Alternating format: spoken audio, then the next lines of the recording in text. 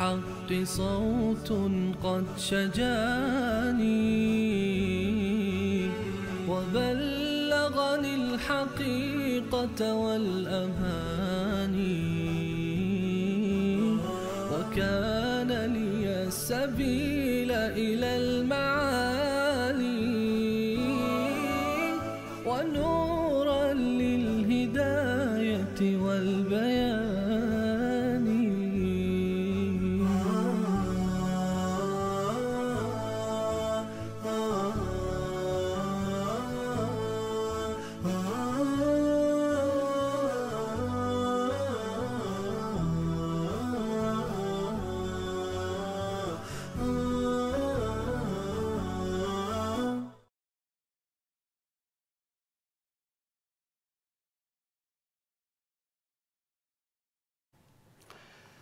بسم الله الرحمن الرحیم. الحمد لله رب العالمین والصلاة والسلام على سید الانبیاء والمرسلین حبیبنا محمد و علی آله و صحبه اجمعین.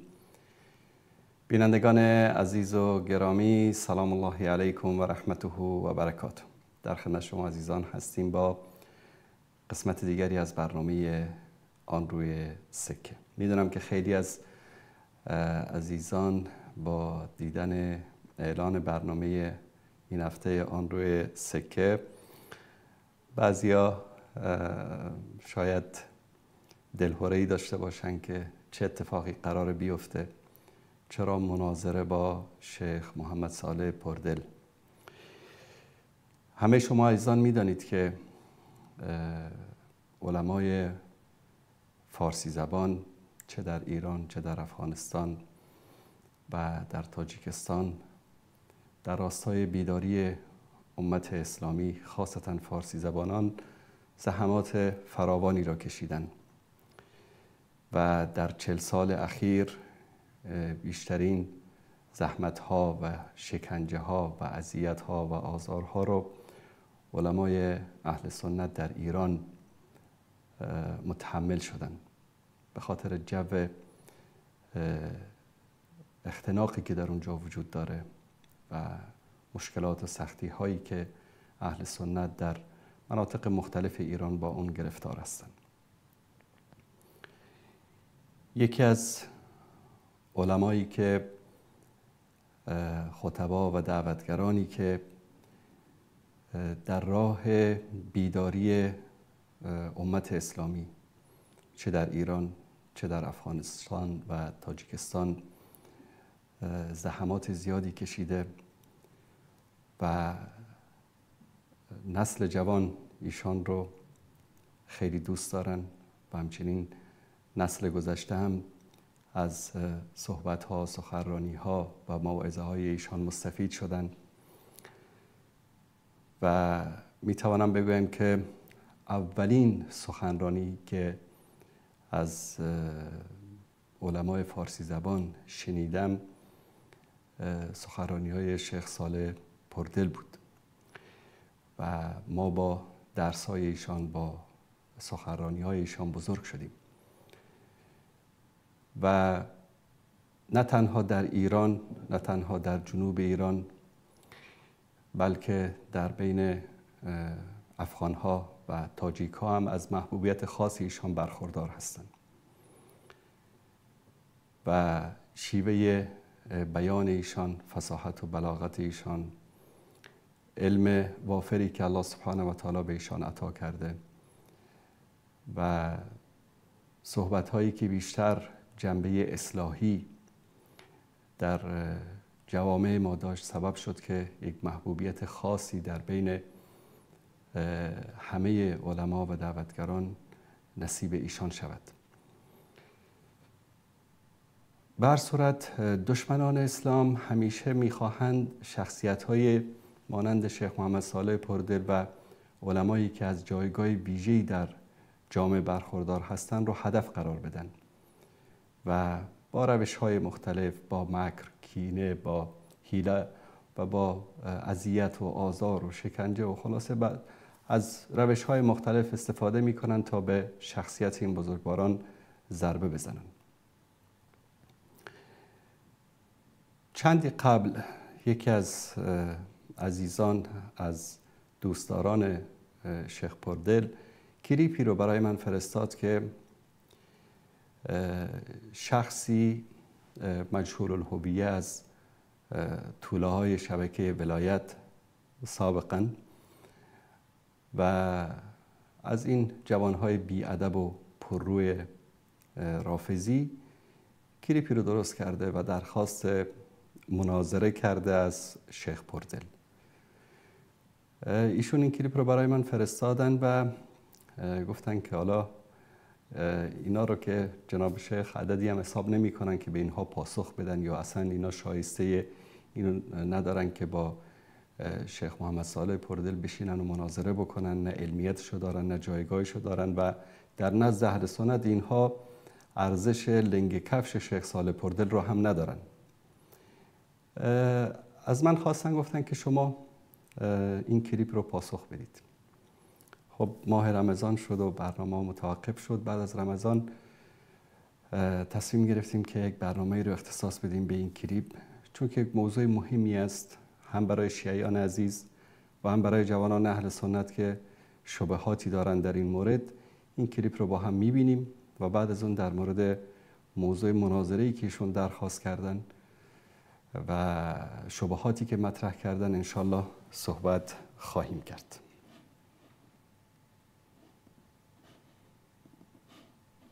دعوت میکنم جناب آقای شیخ محمد صالح پردل رو. شما ادب اینها رو ببینید که دعوت میکنه برای مناظره، بعد ببینید کلمه شیخ رو برعکس نوشته، رو کلمه پردل ببینید این آرم رو زده. این از دعوت اینها. همین آقا رو جناب آقای شیخ محمد صالح پردل. برادر عزیز سلام عرض میکنم خدمت شما. بنده یک بار اومدم به شهر بندرعباس به دنبال شما و متاسفانه شما رو نتونستم پیدا کنم و رفته بودید به سفری و اهالی اون منطقه گفتن ما شما رو به سختی میتونیم ببینیم. بنده دیدم نمیتونم سوالم رو حالا حضوری خدمتتون طرح کنم، از همین تریبون سوال ما رو جواب بدید.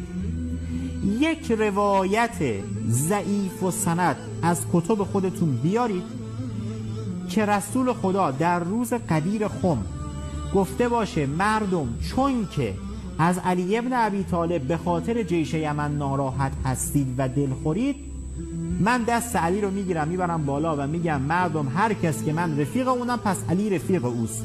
یک روایت اصلا ضعیف و سند از کتب خودتون بیارید. اصلا روایت صحیح هم نمیخوایم آقا، اصلا نمیخوایم روایت صحیح.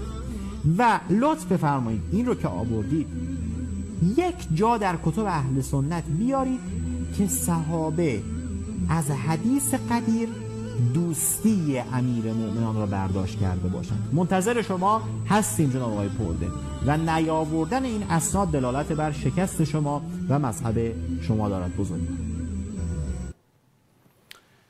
بله، این هم درخواست مناظره اینها از جناب شیخ پردل. به یاری و توفیق الله سبحانه و تعالی ما پاسخ این بی‌ادب بی‌تربیه رو میدیم و ان شاء الله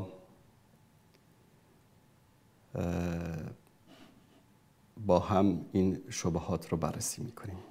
اولا بیایم ببینیم غدیر کجاست.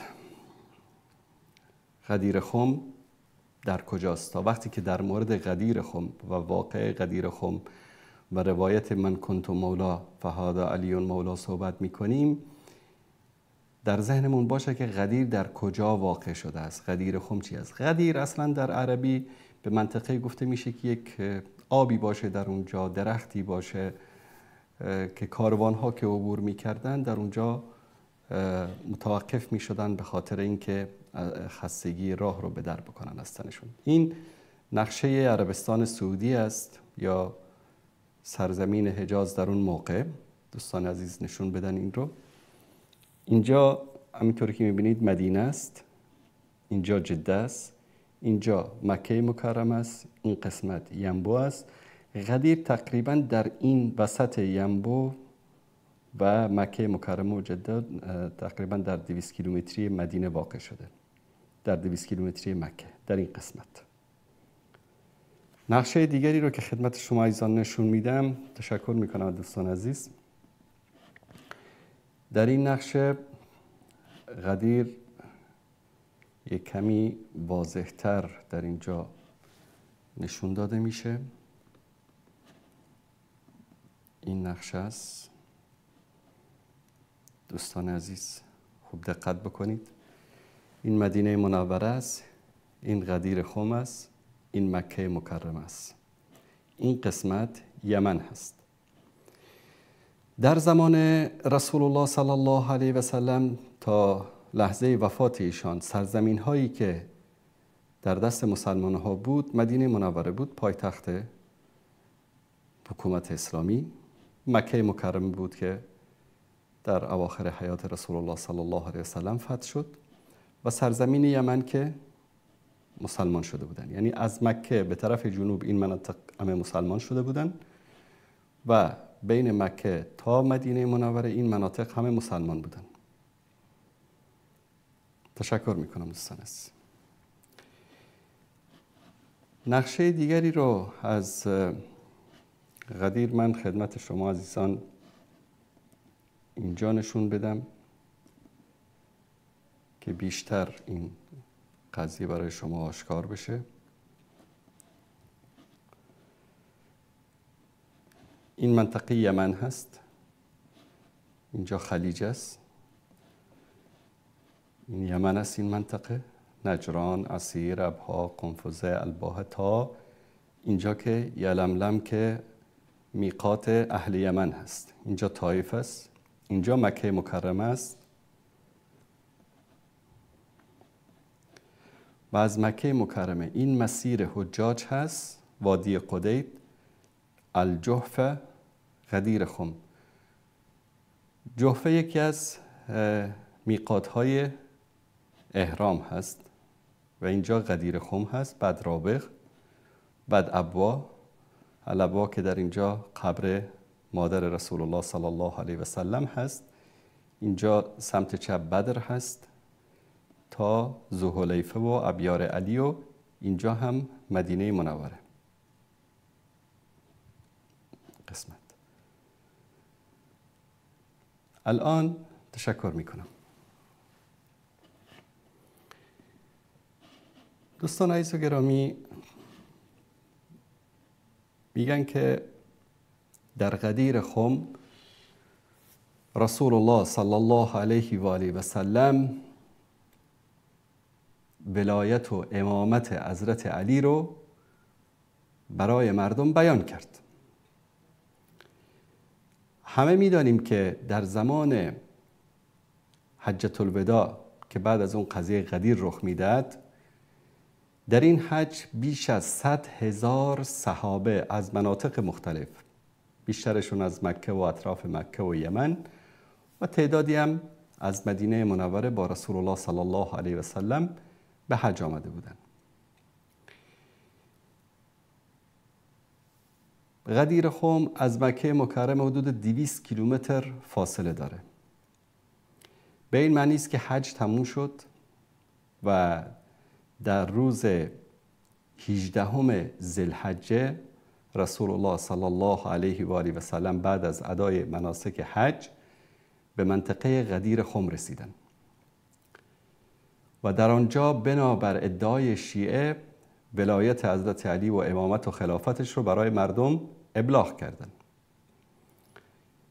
طوری که در نقشه دیدید،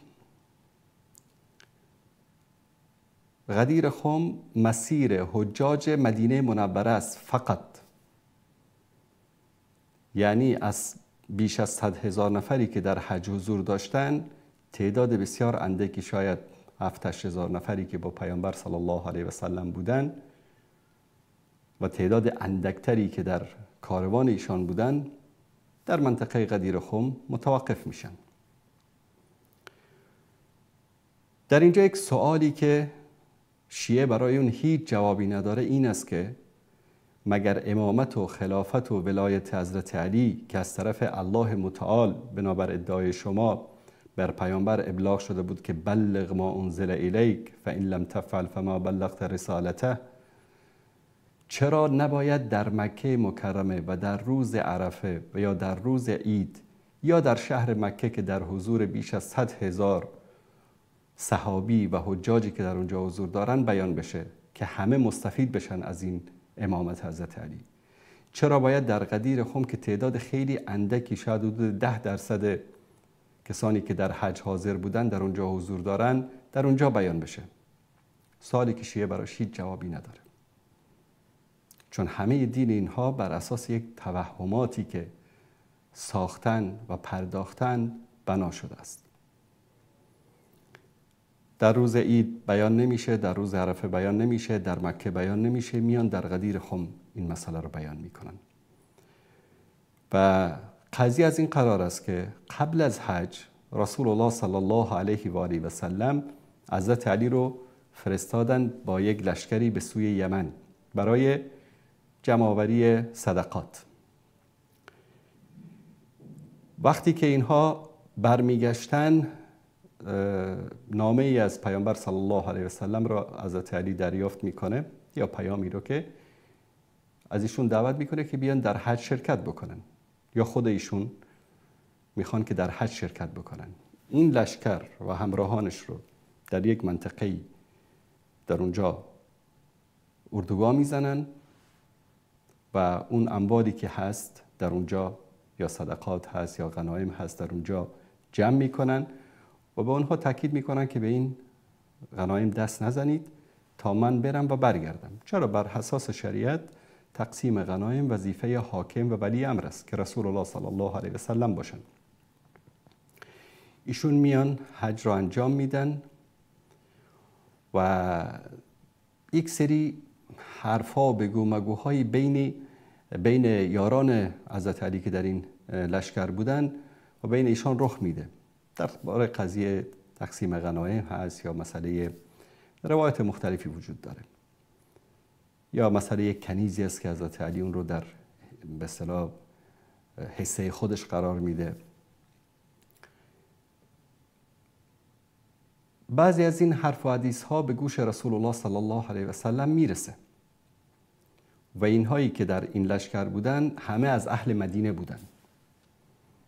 یکی حضرت علی رو در عدالتش متهم میکنه، یکی حضرت علی رو متهم به شدت و تندی میکنه. خلاصه پیامبر صلی الله علیه و سلم وقتی به غدیر خم میرسن، این حرف و حدیث ها در بین مردم پخش شده. در اونجا برای اثبات عدالت و حقانیت و ایمان و تقوا و پرهیزگاری سیدنا علی میان اون روایت مشهوره که من کنت مولا فهذا علی و مولا رو ذکر میکنم. حالا یک سری اضافاتی هم بعضیا ساختن و پرداختن به این روایت، اما صحیحش همین است که من کنت مولا فهذا علی و مولا. ایشون ادعا میکنه که خب یک روایت ضعیف السند هم شما از کتب اهل سنت بیارید که این قضیه من کنت مولا که در غدیر خم پیامبر صلی الله علیه و سلم فرمودن مرتبط به قضیه جیش یمن یا لشکر یمن هست و مشکلی که بین سیدنا علی رضی الله تعالی عنه و یارانشون رخ داده است. من فقط یک سرچ کوتاهی کردم در کتب اهل سنت و بعضی از روایت هایی رو که ذکر شده در این مورد خدمت شما عزیزان این رو نشون میدم. دوستان عزیز اگر این رو نشون بدن، در کتاب البدایه و النهایه از ابن کثیر جلد 7 صفحه 666، الاعتقاد بیهقی صفحه 354 در این مورد میگه که خطب النبی صلی الله علیه و سلم بمکان بین مکه و المدینه مره من حجة الوداع، وقتی که برمیگشتن از حجة الوداع، قریب من الجوفه که نزدیک جوفه است، همین منطقه غدیر خم، یقال له غدیر خم که به این منطقه میگفتن غدیر خم. فبین فیها فضل علی ابن ابی طالب، در اینجا فضیلت علی ابن ابی طالب رو بیان کردن و براءت ارضه مما کان یتکلم فیه بعض من کان معه بارض الیمن، و بعضی از براءت ایشان رو از تهمت هایی که بر ایشان زده میشد در اتفاقاتی که در سرزمین یمن افتاده بود، بسبب ما كان صدر منه إليهم من المعدلة التي ظنها بعضهم جورا و تضییقا و بخلا، به خاطر اون تقسیمی که ایشان در اونجا انجام داده بودن یا عملی که انجام داده بودن که بعضی فکر میکردن که این ظلم است و این تنگی است و این بخل است. و الصواب کان معه فی ذلک، در حالی که حضرت علی در اینجا بر حق بود. ولذا لما تفرغ علیه الصلاة والسلام من بیان مناسک و رجع الى المدینه، به خاطر این پیامبر صلی الله علیه و سلم بعد از اینکه مناسک حج رو انجام دادن و به طرف مدینه برگشتن، در اثنای راه خطب خطبه عظیمه، یک خطبه بسیار بزرگی رو ایراد کردن در روز 18 من ذی الحجه، 18 ذی الحجه در همون سال. و کان یوم الاحد به غدیر خم، روز یک شنبه بود در منطقه غدیر خم تحت شجرت هناک، در زیر یک درختی. فبین فیها اشیاء، چیزای زیادی رو در اونجا ذکر کردن. و ذکر من فضل علی و امانته و عدله و قربه الی و ما اضاح به ما کان فی نفوس کثیر من الناس، که در اونجا خیلی از اون حرف و حدیث هایی که در ذهن مردم بود اینا رو دور بکنه. بعد این مطلب همینجا ادامهش این است که و قال فی ذلک اليوم، در این روز فرمودن من کنت ولیه فعلی ولیه، کسی که من ولی هستم علی ولی است. و هذا من اوضح البیان ان الخطبه یوم الغدیر کانت لبیان فضل علی، و این از بیان واضحی است که خطبه روز غدیر به خاطر بیان فضیلت علی است و امانته و امانتداریه و عدله و عدالته و قربه منه و نزدیکی او به پیامبر صلی الله علیه و سلم و اداره ما وقع فی نفوس عدد من الصحابه تجاهی، و به خاطر آنچه که در دلهای بعضی از صحابه نسبت به ایشان به وجود آمده بود. روایت بعدی هم در البدایه و النهایه است، جلد 5 صفحه 105، که در اینجا هم میگه بعث رسول الله صلی الله علیه و سلم علی ابن ابی طالب الی یمن، که پیامبر صلی الله علیه و سلم علی ابن ابی طالب رو به یمن فرستاده بود و در اونجا که صدقات شتر و غیره رو در اونجا بگیرد. و بعد از اون بعضی از مشکلات بین او و بین یارانش در اونجا رخ داد، بگو مگوهایی پیش آمد. داستان طولانی است، در اینجا ذکر میکنن که بعد از اینکه پیامبر صلی الله علیه و سلم از قضیه خبر شدن و بعضیا آمدن شکایت کردن. یکی از اونها سعد ابن مالک بود که رسول الله صلی الله علیه و سلم به ایشان به سعد فرمودن که فوالله لقد علمت انه اخشن فی سبیل الله، تو میدانی که علی در راه الله سبحانه و تعالی شدید است، یعنی این تهمت ها به علی نمیچسبد. این هم در نسائی ذکر شده. و روایت دیگر باز در البدایه و النهایه جلد 5 صفحه 110 قضیه جیش یمن است و کسانی که در اونجا بودن، اختلافاتی که بین سیدنا علی و بین یارانشان رخ داده بود و شکایت هایی که از ایشان شده بود. خوندن همه این متون چون وقت میگیره، من فقط مرور میکنم. لما رجع رسول الله صلی الله علیه وسلم من حجته، وقتی که از حج برگشتن و تفرغ من مناسکه و رجع الى المدینه فمر به غدیر خم، در غدیر خم در اونجا ایستادن. قام فی الناس، ایستادن در بین مردم. خطیبا فبرأ ساحة علی و رفع من قدره و دبه على فضله لیزیل ما وقر فی نفوس کثیر من الناس. بعد از اون میگه که حضرت رسول الله صلی الله علیه و سلم در غدیر خم در اونجا ایستادن، خطبه‌ای گفتن، فضیلت و مکانت حضرت علی رو بیان کردن و آنچه که در دلهای مردم بود اون رو دور کردن. در صحیح بخاری روایت 4351 در باب المغازی، باب بعث علی ابن ابی طالب، در کتاب به اصطلاح مغازی، غزواتی که در اونجا ذکر میشه، و در بابی که سیدنا علی رو فرستادن در بعضی از جنگ ها یا غزوات، در اینجا هم روایت طولانی است.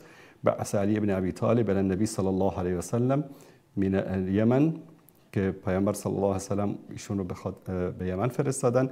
در اونجا بعضی از حرف و حدیث هایی بین ایشان و بعضی از صحابه رخ داد و شکایت هایی به رسول الله صلی الله علیه و سلم شد و پیامبر صلی الله علیه و سلم فضیلت و امانتداری سیدنا علی رو در اونجا بیان کردند. و همچنین در البدایه و نهایه جلد 5 صفحه 111 این مطلب ذکر میشه. در بخاری، در مسلم، در کتاب زکات و امام احمد هم این رو ذکر میکنه، ابن ماجه هم این رو ذکر میکنه که قضیه‌ای که رخ داده در غدیر خم بنابر مشکلی بود که بین سیدنا علی رضی الله تعالی عنه و بین یارانشان در قضیه یمن رخ داده بود. همچنین در سیره ابن هشام جلد 2 صفحه 630، در البدایه و نهایه جلد 5 صفحه 288 این مطلب به مفصل ذکر میشه. و در مورد اینکه بعضی از یاران ایشون گرفته بودن بعضی از زیورالات رو بین خودشون تقسیم کرده بودن، بعضی لباس ها رو بین خودشون تقسیم کرده بودن، یا یک جاره‌ای کنیزی رو سیدنا علی رضی الله عنه به خودشون اختصاص داده بودن، صحابه به خاطر این اعتراض کرده بودن. فرسول الله صلی الله علیه و سلم در غدیر خم به خاطر شکایتی که مردم از سیدنا علی داشتن این مطالب رو در اونجا بیان کردن و فضیلت سیدنا علی رو و مکانتشون رو در اونجا بیان کردن. در مجموع زواید جلد 9 صفحه 127 هم این مطلب در اونجا مفصل ذکر میشه. در سلسله احادیث صحیحه آلبانی جلد 4 صفحه 333 در اونجا هم روایتی که در اونجا ذکر شده از بریده بن حصیبس الاسلمی که رسول الله صلی الله علیه و سلم میفرمایند من کنت مولا و فعلی مولا، که مرتبط هست به قضیه غدیر که در سلسله احادیث صحیح جلد 4 صفحه 336 با اسناد صحیح در اونجا ذکر شده.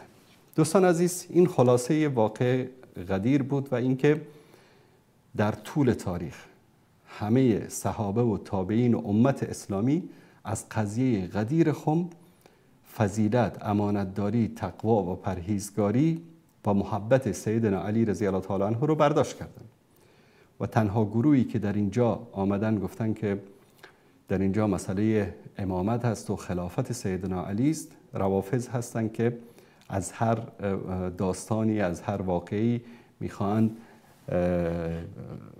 یک امامت دروغینی رو که ادعا میکنن برای اهل بیت رسول الله صلی الله علیه و سلم ثابت بکنن. حالا بیایم ببینیم که اولین بار قضیه امامت و خلافت سیدنا علی رضی الله تعالی عنه و امامان 12گانه شیعه رو کی بیان کرد، در کجا بیان کرد؟ آیا رسول الله صلی الله علیه و سلم در غدیر خم بیان کردن یا شخصی به نام عبدالله ابن سبع یهودی این مطلب رو بیان کرد؟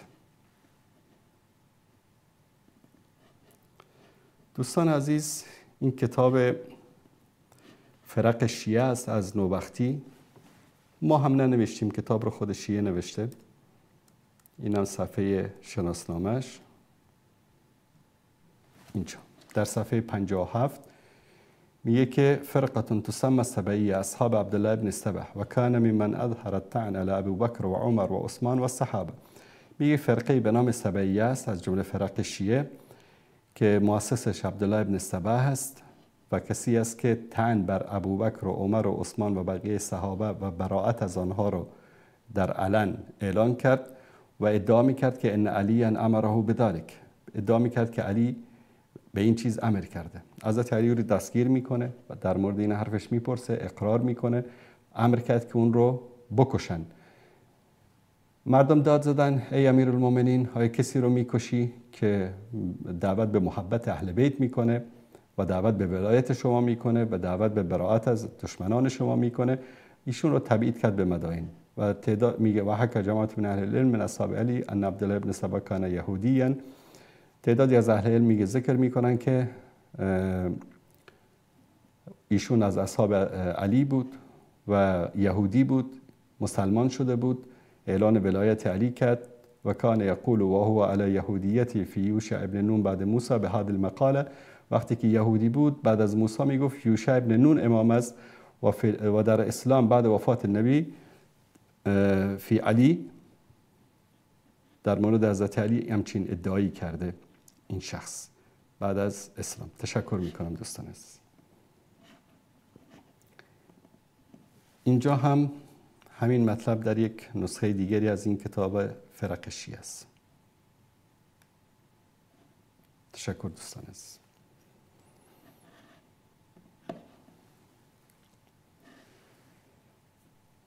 در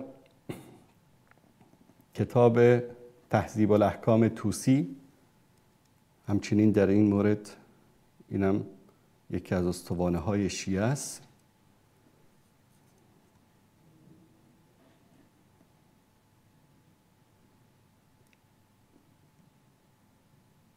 در این مورد تشکر میکنم دوستان عزیز، من این مطلب رو از اینجا خدمتتون نشون بدم.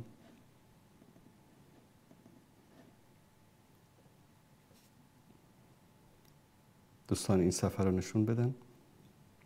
اینم شناسنامه کتاب، چاپ ایران هست. عبدالله ابن سبا، شخصیت 47.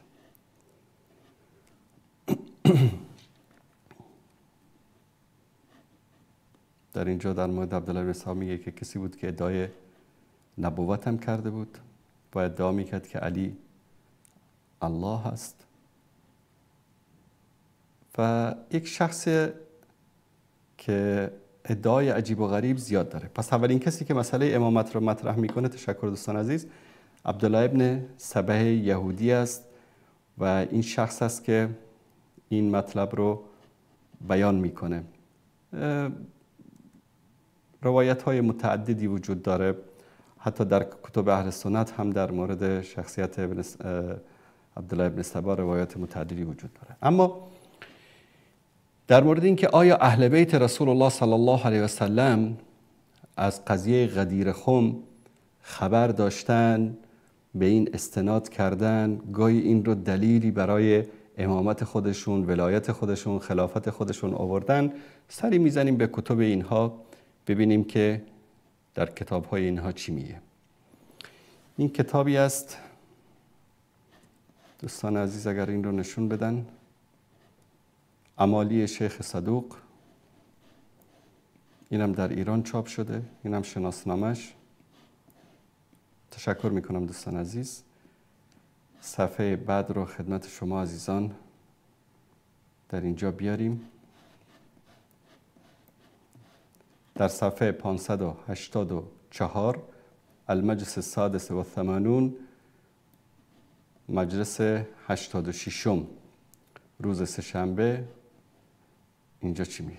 امام ششم از قول پدرانش فرمود چون پیغمبر به مرض موت گرفتار شد، خاندان و یارانش گردش را گرفتند و عرض کردند یا رسول الله، اگر حادثه‌ای برای شما رخ داد، پس از تو سرپرست ما کیست و کی در میان ما به امر تو قیام کند؟ هیچ جوابی به آنها نداد و سکوت کرد.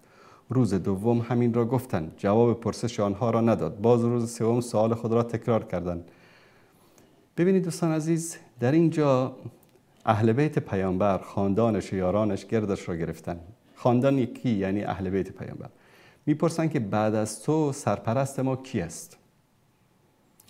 اگر من کنت مولا، کسی که من رهبر و سرپرست او باشم، فهذا علی مولا، علی رهبر و سرپرست او است، پس چرا اهل بیت پیامبر در زمان مرگ پیامبر صلی الله علیه و آله و سلم میان این سوال از ایشون میپرسن؟ خب در غدیر این مسئله تموم شده بود دیگه، نیازی نبود که در این مورد بیاد کسی بپرسه. بچه خوب یک داستان قشنگی در اونجا ذکر میکنه. فرمودن که فردا ستاره از آسمان در خانه یکی از اصحابم فرود آید، بنگرید کدام یک است، هم او خلیفه من است بر شما بعد از من و قائم به امر من است در میان شما. همه طمع داشتند که او را خلیفه خود کند و روز چهارم هر کدام در حجره خود نشست و منتظر فرود آمدن ستاره بود. به ناگاه ستاره از آسمان کند که نورش بر نور دنیا چیره بود و در حجره علی افتاد. قوم به هیجان آمدند و گفتند به خدا این مرد گمراه است و از راه بیرون است و درباره عموزاده‌اش از روی هوای نفس سخن کند و خدای تبارک و تعالی در این باره نازل کرد که سوگند به ستاره وقتی که فرود آید، گمراه نیست صاحب شما و از راه به در نیست، همانا که آن وحی است، وحی شده تا آخر سوره. ادعا میکنن که در غدیر خم پیامبر صلی الله علیه و سلم حضرت علی رو به عنوان خلیفه و جانشین خودش تعیین کرد. بعد از اون آیه نازل شد که الیوم اکملت لکم دینکم، امروز دین شما چی شده؟ تکمیل شده، دین شما کامل شده. و کامل شدن دین در غدیر خم رخ داده و این آخرین آیه قرآن بوده که الیوم اکملت لکم دینکم. بعد اینجا میگه که آیه دیگری است که در سوره نجم است. این آیه بعد از اینکه ستاره از آسمان کنده شد و به خانه حضرت علی افتاد و دنیا رو پر از نور کرد، این آیه نازل شد. یعنی دینی که سراسر تناقض است. تشکر میکنم دوستان عزیز.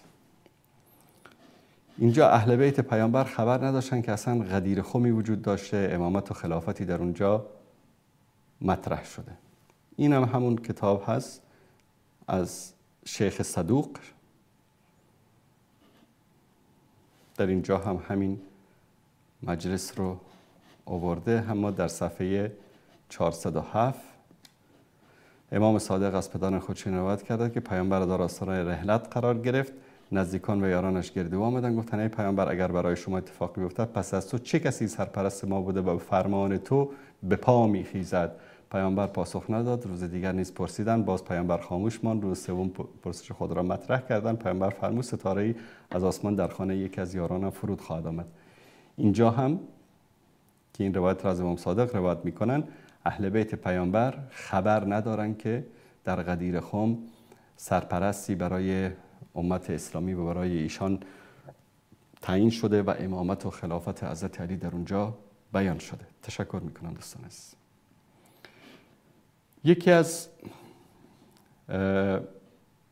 موضوعات خیلی مهمی که خدمت شما عزیزان باید در اینجا بیان بکنم، در معجم رجال حدیث خویی، چون اینطور که ایشون ادعا کرد، گفت که جناب شیخ پردل یک حدیث ولو ضعیف بیارن در مورد این مسئله.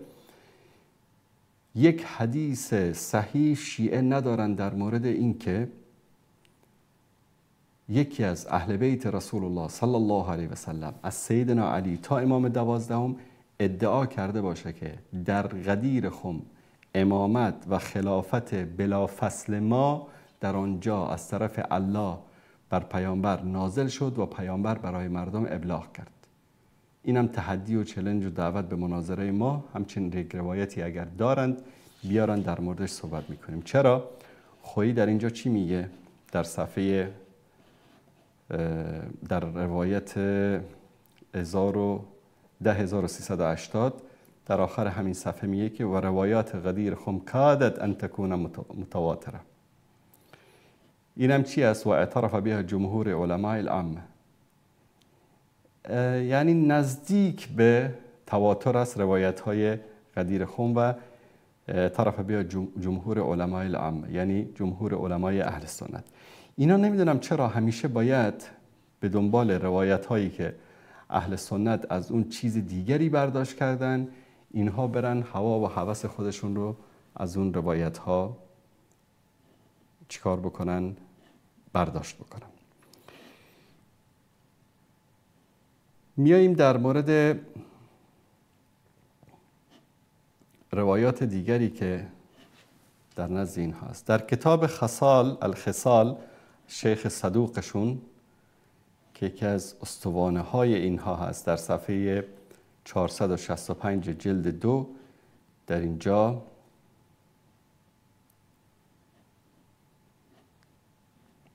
روایتی رو میاره. در اینجا میگه که در زمان سیدنا ابوبکر وقتی قضیه خلافت ایشان مطرح شد، میگه یا ابابکر انا اشهد علی النبی صلی الله علیه و سلم انه اقام علی فقالت الانصار ما اقامه الا للخلافه. بعضی از انصار گفتن که علی رو برای خلافت در اونجا دستشو بلند کرده بود. و قال بعد ما اقامه الا لیعلم الناس انه ولی من کان رسول الله صلی الله علیه و سلم مولاه. بعضی از مردم گفتن که ایشان دستش رو در اونجا دست حضرت علی رو بلند کرده، فقط برای چی؟ فقط برای اینکه بگه که کسی که من ولی او هستم علی هم ولی او است. این در کتاب خصال شیخ صدوقشون ذکر میکنه. تشکر میکنم دوستان عزیز.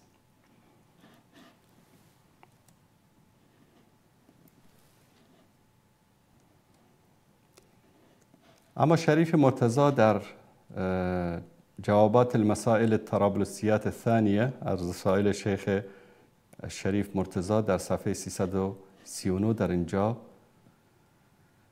چی میگه؟ و اما النص الخفی، ببینید در اونجا بعضی از مردم گفتن خلافت است، بعضی از مردم گفتن ولایت است. پس معنیش این است که من کنت مولا به معنی خلافت نیست یقینا و قطعا، چون اگر به معنی خلافت می بود دیگه در بین مردم اختلافی در فهم اون ایجاد نمیشد. اما شریف رضی در اینجا چی میگه؟ شریف مرتضی میگه که و اما النص الخفی و اما النص الخفی فهو الذي ليس فيه صریحة اللفظ النص بالامامه. در اینجا میگه هیچ لفظ صریحی در مورد امامت نیست و انما ذلك فی فحواه و معناه، لکن در فحوای این کلام و معنای این کلام مسئله امامت مطرح است، مانند خبر غدیر که خبر الغدیر و خبر تبوک والذی سمعوا هذین النصین من رسول الله على ضربین عالم بمراده علیه السلام و جاهل به، فالعالمون بمراده يمكن أن يكونوا كلهم عالمين بذلك استدلالا وبالتأمل ويجوز أن يكون بعضهم على من شاهد الحال وقصد الرسول صلی الله علیه وسلم من خطاب بیانی و مرادی ضرور. پس میگه که این نص که در اینجا ذکر شده یک نص خفی است، نص جلی نیست، یعنی صریح نیست عبارت من کنت مولا. تشکر میکنم دوستان. همین مطلب رو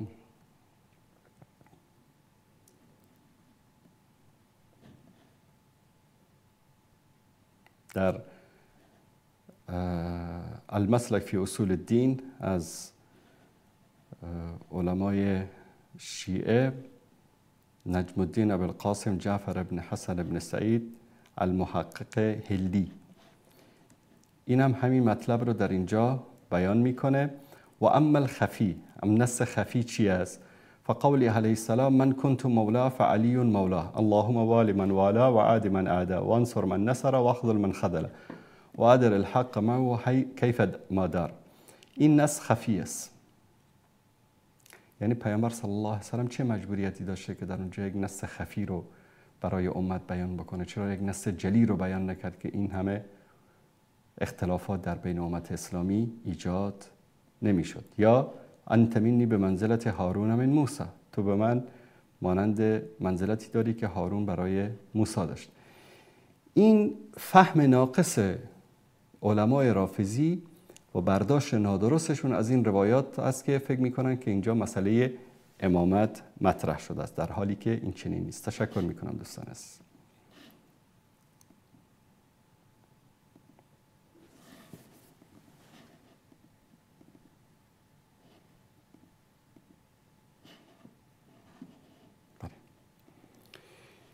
اما یک نص دیگری که من خدمت شما عزیزان در اینجا نشون بدم، این که سیدنا علی رضی الله تعالی عنه خودش از قضیه امامت و خلافتی که برای او ادعا میکنن در غدیر خم اتفاق افتاده بیخبر است.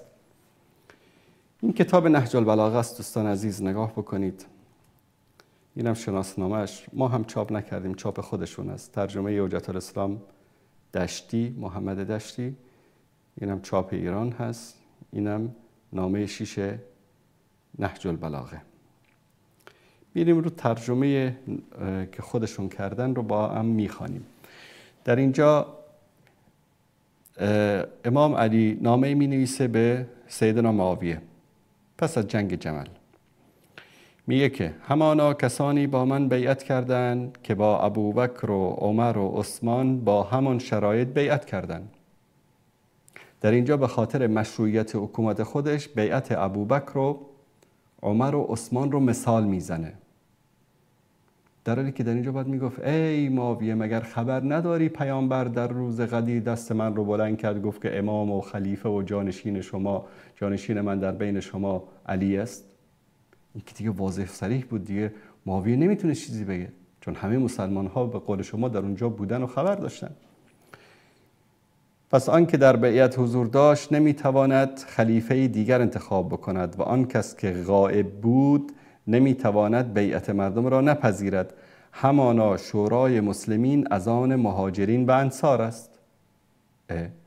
در اونجا در روز غدیر حضرت علی تو رو پیامبر به عنوان امام و خلیفه تعیین کرده، اینجا میگه که شورا از آن مهاجرین و انصار است، اونا میتونن خلیفه تعیین بکنن. بعد چیه که تا اینجا بیه چی میگن؟ میگن حضرت علی به خاطر اون معیارهایی که معاویه اعتقاد داشت این رو به عنوان تقیه براش نوشته، در حالی که حضرت علی اعتقاد به غدیر خم و ولایت و امامت خودش داشت. خب اگر این رو قبول بکنیم پس چرا حضرت علی در نام شیخ نهج البلاغه به خداوند دروغ میبنده؟ والعیاذ بالله. شاید تعجب کنید، به خدا دروغ میبنده؟ بله به خدا دروغ میبنده. چرا؟ دقت بکنید اینجا میگه که همانا شورای مسلمین از آن مهاجرین و انصار است، پس اگر بر امامت کسی گرد آمدن و او را امام خود خواندن، خوشنودی خدا هم در آن است. حالا برای معاویه تقیه کرده، دیگه پای خدا رو چرا در این وسط بکشه؟ به خداوند دروغ ببنده؟ حاشا و کلا که سیدنا علی رضی الله تعالی عنه این کارو بکنه. اما این شیعه هستن که با تناقضات خودشون چیکار میکنن؟ حتی حضرت علی رضی الله تعالی عنه رو هم متهم میکنن. حال اگر کسی کار آنان را نکوهش کند یا بدعتی پدید آورد، او را به جایگاه بیعت قانونی باز میگردانند. یعنی هر کسی که شورای سقیفه، خلافت ابوبکر، خلافت عمر، خلافت عثمان و خلافت علی رو زیر سوال قرار بده، اون رو به جای خودش می نشانند. میگن اینجا مهاجرین و انصار که اهل حل و عقد هستن این تصمیم رو گرفته بودن. و بعد از اون در ادامه چی میگه؟ و اگر کسی سر باز زند، اگر سر باز زد باید با او پیکار میکنن، زیرا که به راه مسلمانان در نیامده، خدا هم او را در گمراهیش رها میکند.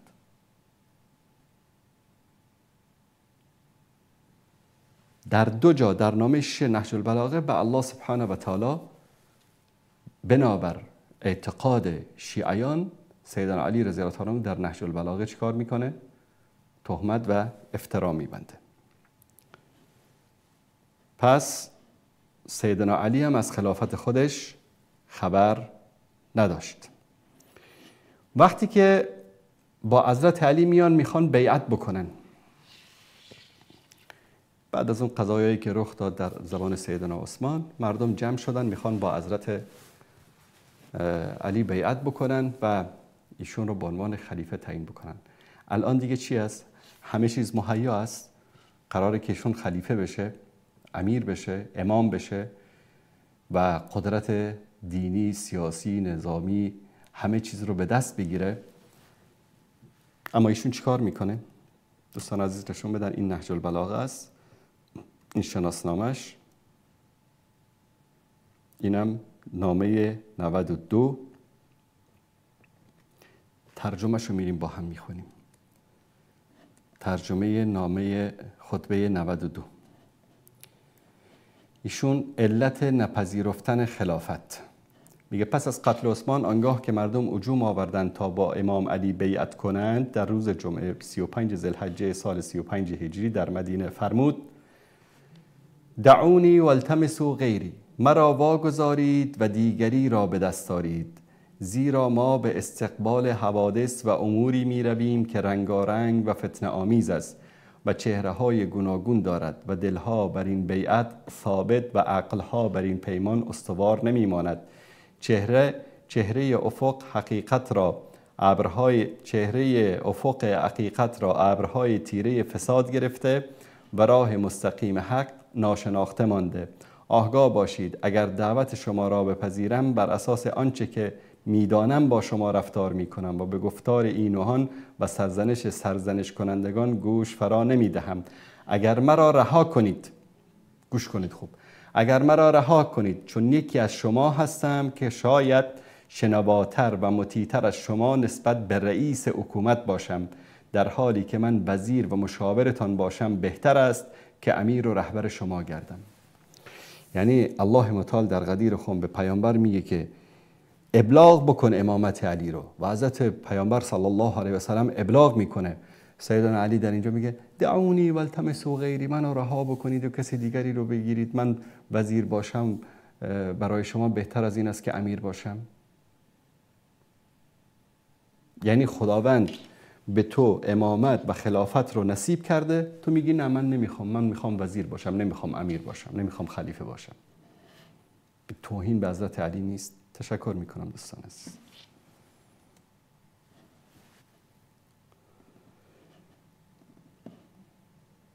همین امامت و خلافتی که این همه براش داد میزنن، در نهج البلاغه سیدنا علی رضی الله تعالی عنه چی میگه؟ دوستان عزیز نشون بدن این نهج البلاغه، اینم شناسنامش، اینم در اینجا خطبه 33.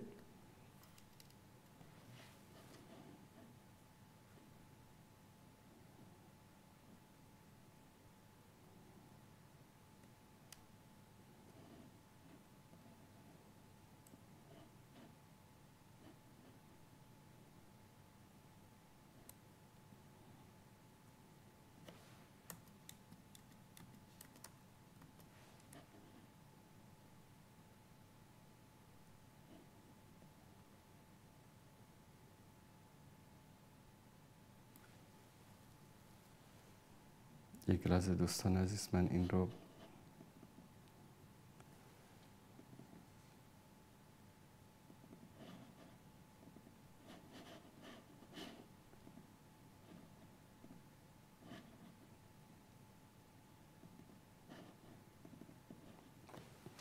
این صفحه رو نشون بدن دوستان عزیز. این نهج البلاغه، اینم شناسنامش.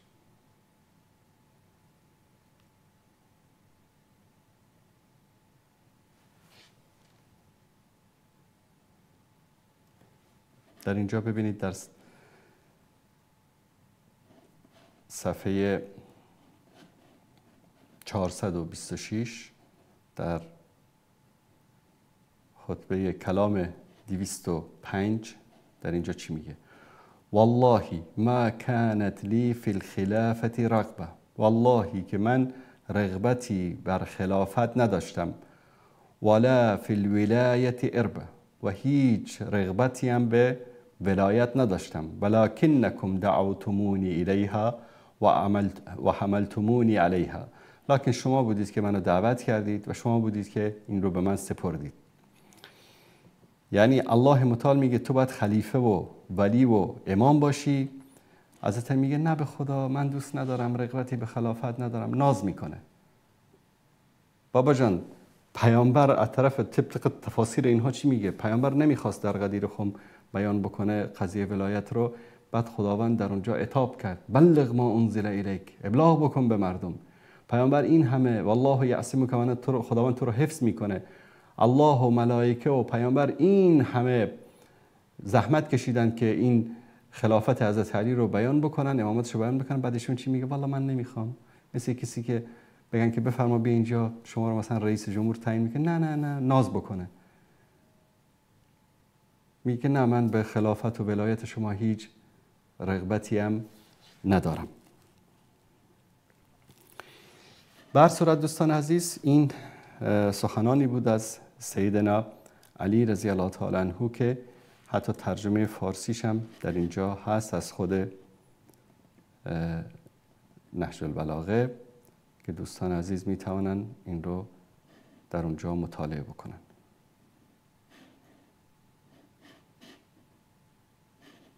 بله.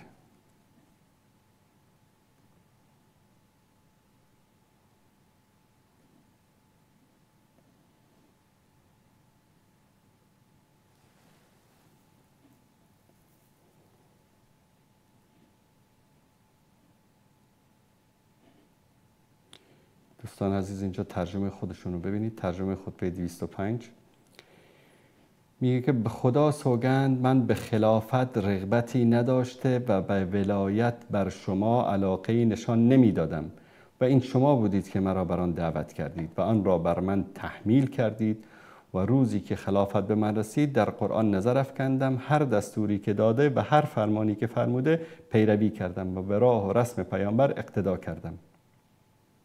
تشکر میکنم دوستان عزیز. خب عزیزان، یک کلیپی هست در مورد قضیه غدیر، این رو هم با هم میبینیم و بعد از اون انشاءالله در خدمت شما عزیزان خواهیم بود با ادامه برنامه.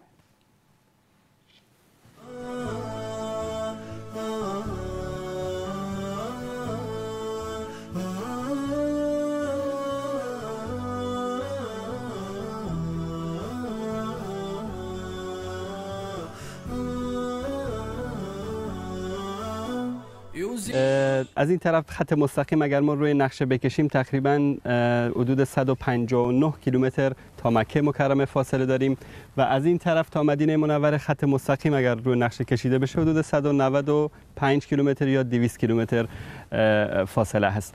در این منطقه یکی از رویدادهای مهمی رخ داده که در سال 10 هجری وقتی که پیامبر بزرگوار اسلام صلی الله علیه و آله و سلم از حج برمیگشتن به طرف مدینه منوره در این منطقه توقف کردند به خاطر مشکلی که بین بعضی از صحابه و سیدنا علی رضی الله تعالی عنه اتفاق افتاد. جناب آقای سلیمانی، جریان این اختلافی که رخ داده بود بین صحابه و سیدنا علی رضی الله تعالی عنه که سبب شد پیامبر صلی الله علیه و سلم در این منطقه متوقف بشن و اون جمله معروف من کنت مولا و فهذا علی مولا ایراد بکنن چی بود؟ بنده هم عرض سلام دارم خدمت بینندگان عزیز و ارجمند. در جواب سوال شما جناب آقای انصاری عزیز، رسول الله صلی الله علیه و سلم قبل از اینکه به مکه مکرمه مشرف بشن و برای حج بیت الله الحرام تشریف ببرن، علی رضی الله عنه رو به همراه عده‌ای از صحابه فرستادن برای جهاد در منطقه یمن جنوب عربستان و در نقشه اگر عزیزان دیده باشن می‌بینن که کشور یمن در جنوب عربستان واقع است. و از اونجایی که خب این اولین حج بود که مسلمان‌ها مشارکت داشتن و خود رسول صلی الله علیه و سلم در این حج بودن، 100,000 نفر از صحابه هم همراهی می‌کردن رسول الله صلی الله علیه و سلم رو در این مراسم. خب سیدنا علی رضی الله عنه خب بسیار علاقمند بودن که در این سفر مشارکت داشته باشن. از طرفی جنگی هم که در یمن بود و به هر حال اون هدفی هم که بود برآورده شده بود و مأموریت انجام شده بود. در مسیر برگشت سیدنا علی رضی الله عنه زودتر از دیگران نماینده انتخاب کردن، برگشتن برای ادای مناسک به مکه مکرمه به همراه رسول صلی الله علیه و سلم. بعد که اینجا تشریف آوردن، بعد خبر شدن که در غیاب ایشون عده‌ای از مسلمان‌ها به خاطر خب نیازهایی که داشتن از مال امانت، از مال بیت المال، غنایمی که به دست آورده بودن استفاده کردن برای خودشون بدون اجازه علی رضی الله عنه و بدون اجازه رسول الله صلی الله علیه و سلم. چون خب میدونیم که در زمان رسول الله صلی الله علیه و سلم غنایم جنگی رو باید با اجازه ایشون استفاده می‌کردن صحابه، قبل از اون حق استفاده نداشتن.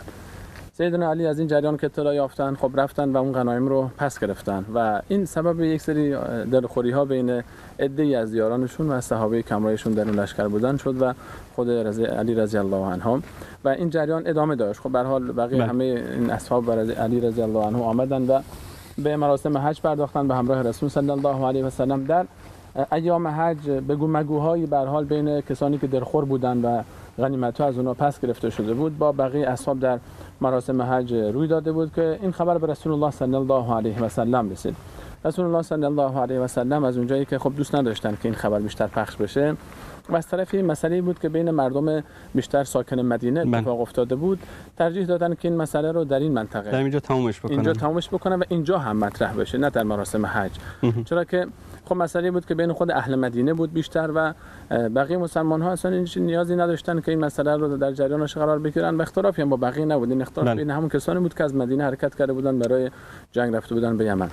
بعد به خاطر همین رسول الله صلی الله علیه و سلم در مسیر برگشت حدوداً همونجوری که شما فرمودید الان ما حدود 160 کیلومتر به صورت خط مستقیم تا کعبه فاصله داریم در این سرزمین و ما مکه مکرمه در جنوب مدینه منوره است و حساب بکنیم یمن، کشور یمن پایین عربستان مکه است، بعد مدینه شمال قرار میگیره. درست. 200 کیلومتر بودن، 160 کیلومتر مستقیم و 200 کیلومتر روی راه پیش در خمش صحابه و رسول صلی الله علیه و سلم به سمت مدینه حرکت کرده بودند که به این منطقه غدیر خم رسیدن. در این منطقه خب منطقه اسمش خم هست و یک آبگیری اینجا بوده که الان خب طبیعتاً به گذر زمان از بین رفته و نیست.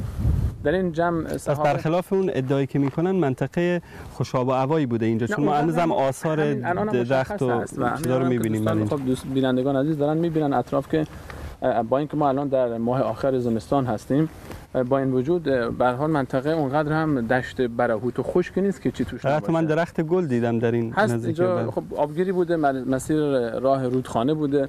و رسول الله صلی الله علیه و سلم به خاطر این آبگیری که اینجا بود، آبی که اینجا بود، صحابه اتراق کردن اون عده‌ای که به مدینه میرفتن. علیرغم به هر حال ادعاهای دروغینی که میشه که اینجا یک چهارراهی بوده و از یک طرف به یمن میرسید، از یک طرف به مصر میرسید، از یک طرف به شام و عراق میرسید، از یک طرف مدینه، اینجا یک دوراهی بوده در سر راه مسلمانان و مسافرانی که از مکه مکرمه به مدینه میرفتن و احیانا یک گذری هم به سمت عراق مسیری میرفته و عجیب تر اینه که خب حالا در بعضی از کتاب‌های تفسیر هم متاسفانه که مثل تفسیر نمونه اشاره کردن که اینجا چهارراهی بود که از این طرف به مصر میرسیده. در وقت مصر فتح نشده بود، مسلمانی در مصر وجود نداشت. مصر بعد از رسول صلی الله علیه و سلم در زمان فاروق اعظم فتح شد و در منطقه یمن هم میگن خب از یک طرف به یمن میرسیده. همونجوری که گفتیم یمن جنوب کشور عربستان و جنوب مکه مکرمه است. یعنی هر زائری که به حج بیت الله الحرام به مکه اومده بوده از همون مکه مستقیم رفته به سمت جنوب و به یمن برگشته و هیچ نیازی نبوده 200 کیلومتر بیاد به سمت شمال دوباره در این سرزمین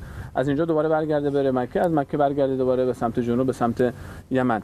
و خود این ادعا کذبش و دروغ بودنش و کسانی که آشنایی دارن با جغرافیای منطقه کاملا برایشون مشخصه.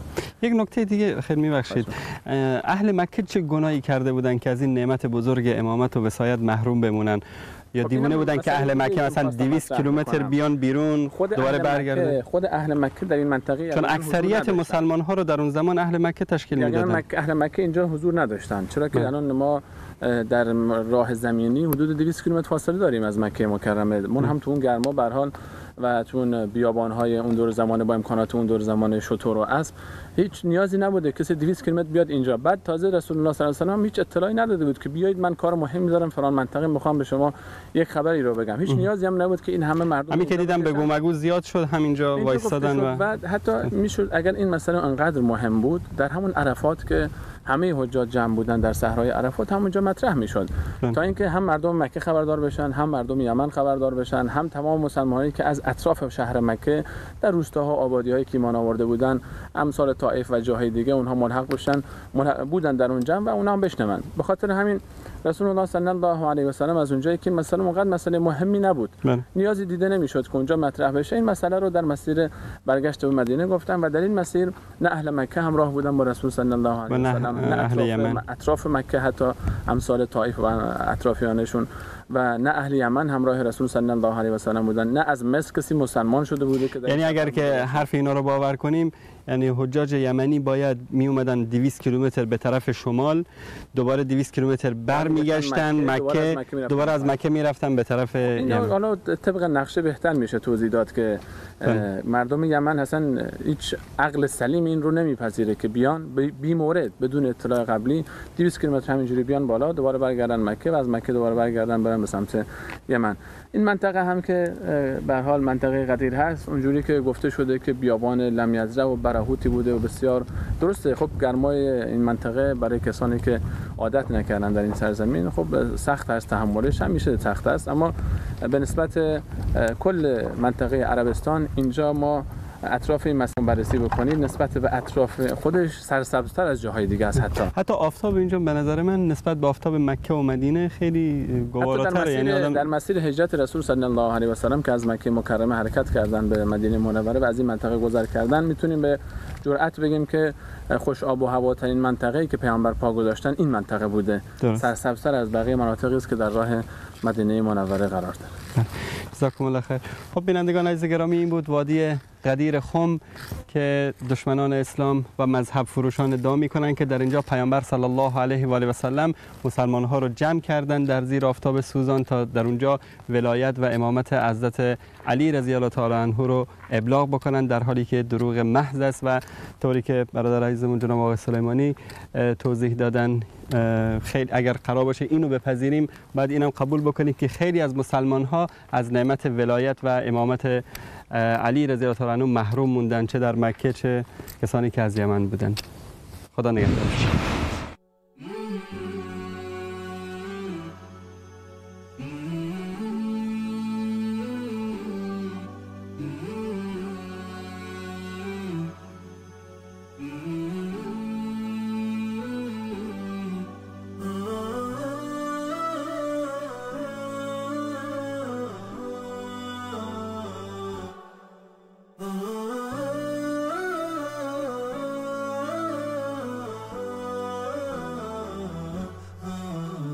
نداء الحق صوت قد شجاني وبلغني الحقيقة والأماني وكان لي السبيل إلى المعالي ونورا للهداية والبيان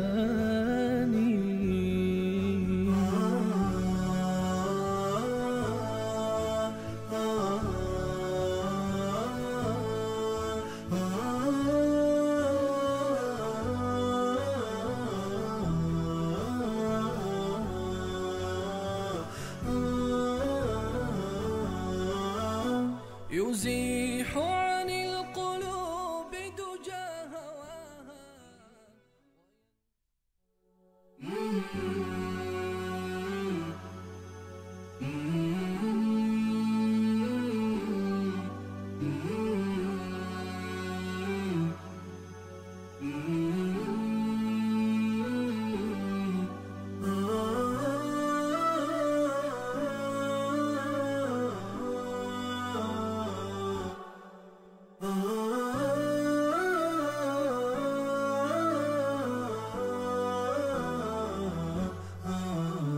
نداء الحق صوت قد شجاني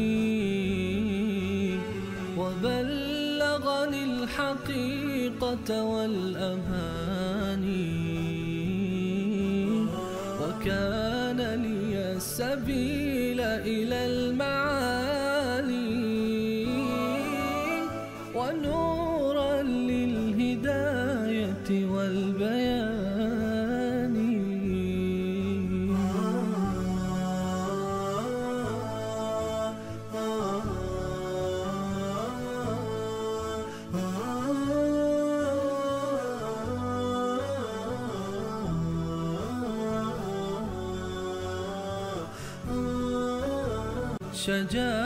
شجاني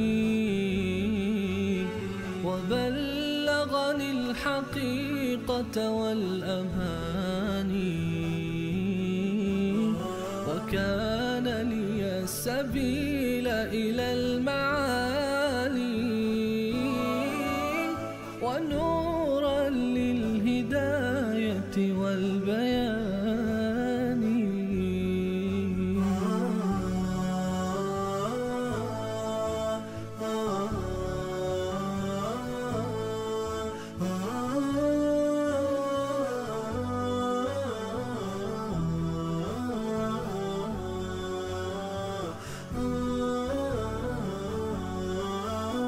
يزيح.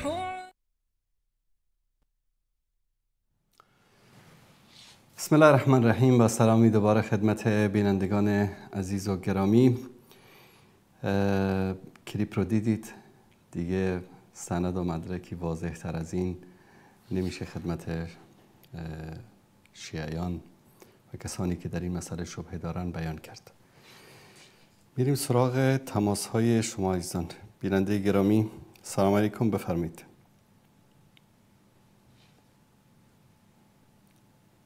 بله سلام علیکم، بفرمایید. سلام علیکم جناب استاد، ان شاء الله خوب باشین، صحتمند باشه. سلامت باشید، بفرمایید.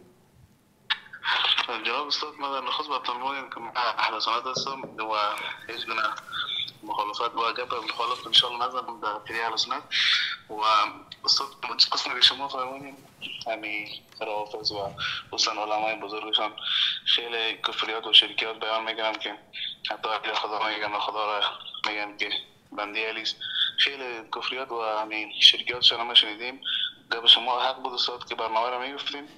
اما جناب استاد این حدیثی که درباره غدیر خون گفتیم، اما شبهه ابو عیسی را نخست بحثتان که گفتیم که پیامبر صلی الله علیه وسلم در زمان که در حج بود و صحابه خیلی زیاد بودن و وقت چرا آن زمان نگفت که مثلا من کنت مولا فهذا علی مولا. نبی صلی الله علیه وسلم یک تعلیق دارم ان شاء الله که صد جواب بدیم. بفرمایید. ان شاء الله ما شبهه بفرمایید.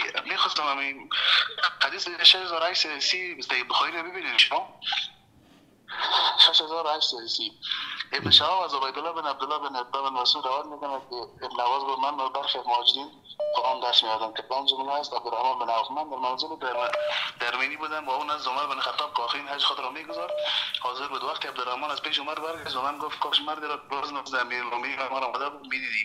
عمر گفت ای امیرالمومنین نظر تو در مقابل فلانی چیز که مگر اگر عمر ببیند من با فلانی بیعت میکنم. به خدا قسم بیعت با ابوبکر غیر از این شاهزادگی نبود که بعدا قرار یافت. عمر خشمگین شد سپس گفت من امشب میان مردم خطبه میخوانم و آنها را از قصد کسانی که میخوانم امور مردم را غصب می‌کنند بر حذر خواهم ساخت.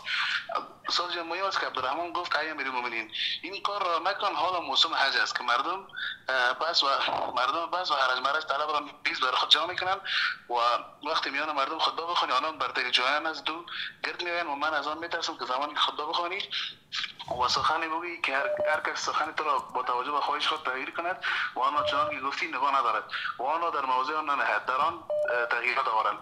پس انتظار بکش تا مدینه برسی و آنجا دار هجرت و سنت از و با علما و بزرگان مردم صحبت کن و در حالی که در آنجا پابرجا هستی هر چی میخوای بگو. طرف بس مجلس که چرا اصلا تو مرشد زمان حج نمی‌کنه. مثلا همین مثلا ما یک ویدیو رو صد علما التشو دیدم که امیر گفتم مثلا گفت که چرا حضرت عمر در این زمان خیلی حج اعلام نکرد که جشن مردم بود، چرا بعضی طرف بازو در مدینه گذاشت. ببینید همانطوری که سیدنا علی رضی الله تعالی عنه در نامه 6 نهج البلاغه که من نشان دادم میگه که انما الشورى للمهاجرین والانصار فان اجتمعوا على رجل وسموه اماما كان ذلك لله رضا. یعنی در آن زمان مدینه پایتخت حکومت اسلامی بود. در مدینه سران مهاجرین و انصار بودند. سران مهاجرین و انصار کسانی بودند که الله سبحانه و تعالی در قرآن کریم آنها را تزکیه کرده است. در قرآن کریم می‌فرماید که السابقون الاولون من المهاجرین والانصار والذین اتبعوهم باحسان رضی الله عنهم ورضوا عنه. الله از آنها راضی است و آنها از الله راضی اند. این سران مهاجرین و انصاری که الله از آنها راضی است و آنها از الله راضی اند در مکه بودن یا در مدینه؟ درست مدینه. در مدینه بودن. درست است؟ الان مثلا شما در اهل افغانستان هستید، درست؟ تصامیم مهم حکومتی در پایتخت گرفته می شود یا در جلال آباد و مزار شریف و بدخشان و لوگر و غزنی؟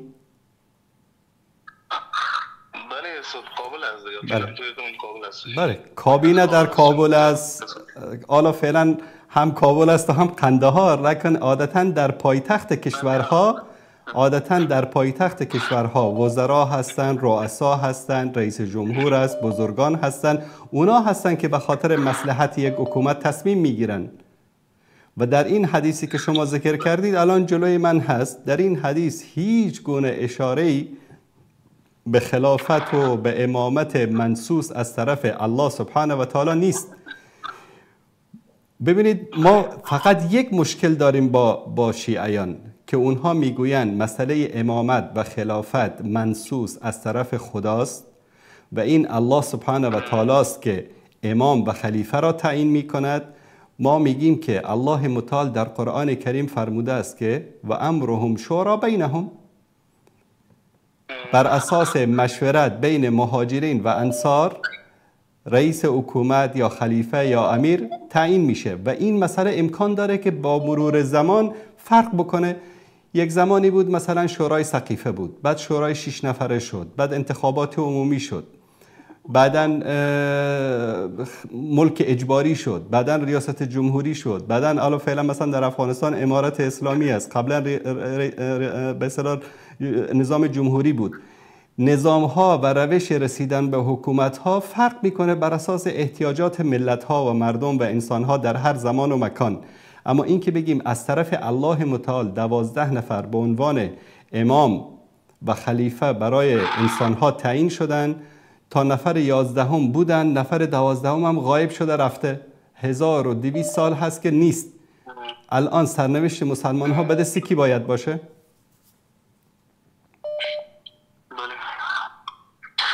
جناب استاد اگر دیگه به شما درست درست رفتن. استاد گفتیم که نظر و شرایط تغییر میکنه حکومت.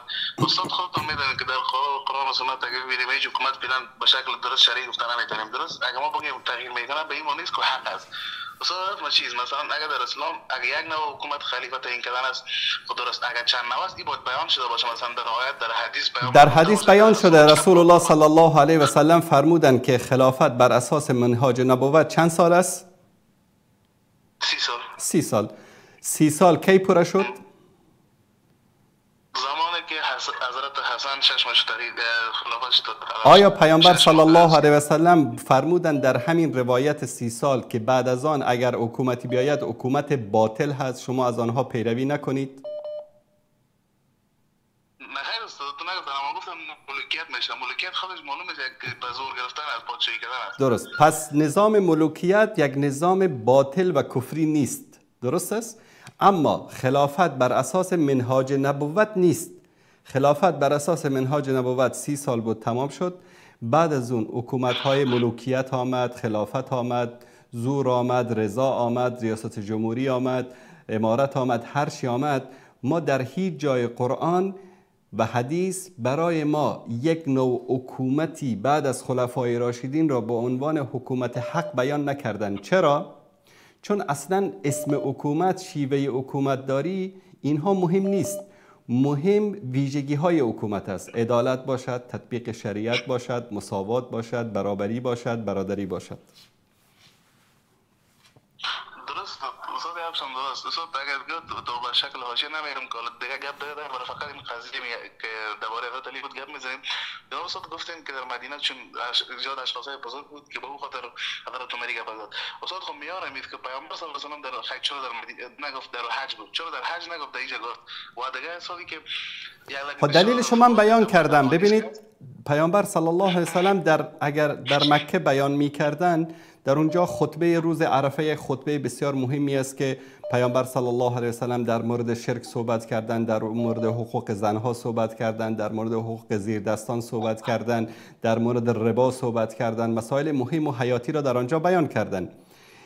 غدیر خم چون که در اونجا بگو مگو بین صحابه و بین سیدنا علی رضی الله تعالی عنه رخ داده بود و مردم داشتن به طرف مدینه می رفتن، پیامبر صلی الله علیه و سلم خواستن که قبل از ورود به مدینه این غائله و این فتنه خاموش شود. و اگر مسئله خلافت و امامت حضرت علی مطرح می بود، خب پیامبر وقتی که به مدینه رسیدن مهاجرین و انصار رو جمع می کردن، می گفتن بیایید با علی بیعت بکنید. مگر پیامبر این جرأت رو نداشتن؟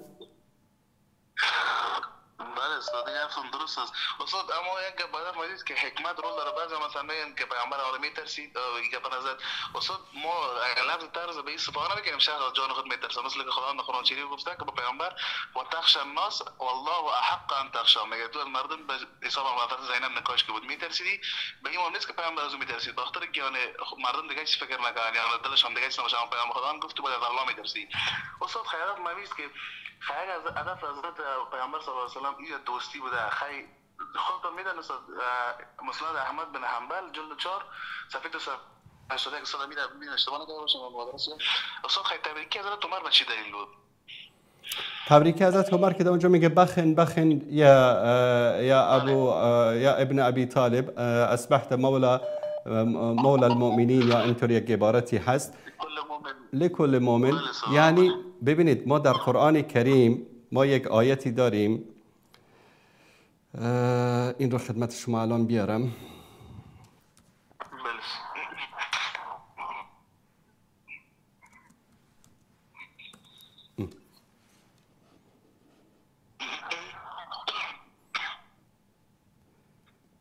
بله، الله سبحانه و تعالی در سوره توبه آیه 71 میگه که المؤمنون والمؤمنات بعضهم اولیاء بعض یأمرون بالمعروف و ینهون عن المنکر و یقیمون الصلاة و یؤتون الزکاة و یطیعون الله و رسوله اولئک سیرحمهم الله ان الله عزیز حکیم. الله متعال میفرماید که مؤمنین و مؤمنات اولیای یکدیگرند، یعنی ولی یکدیگرند. درست؟ ولی در اینجا چه معنی؟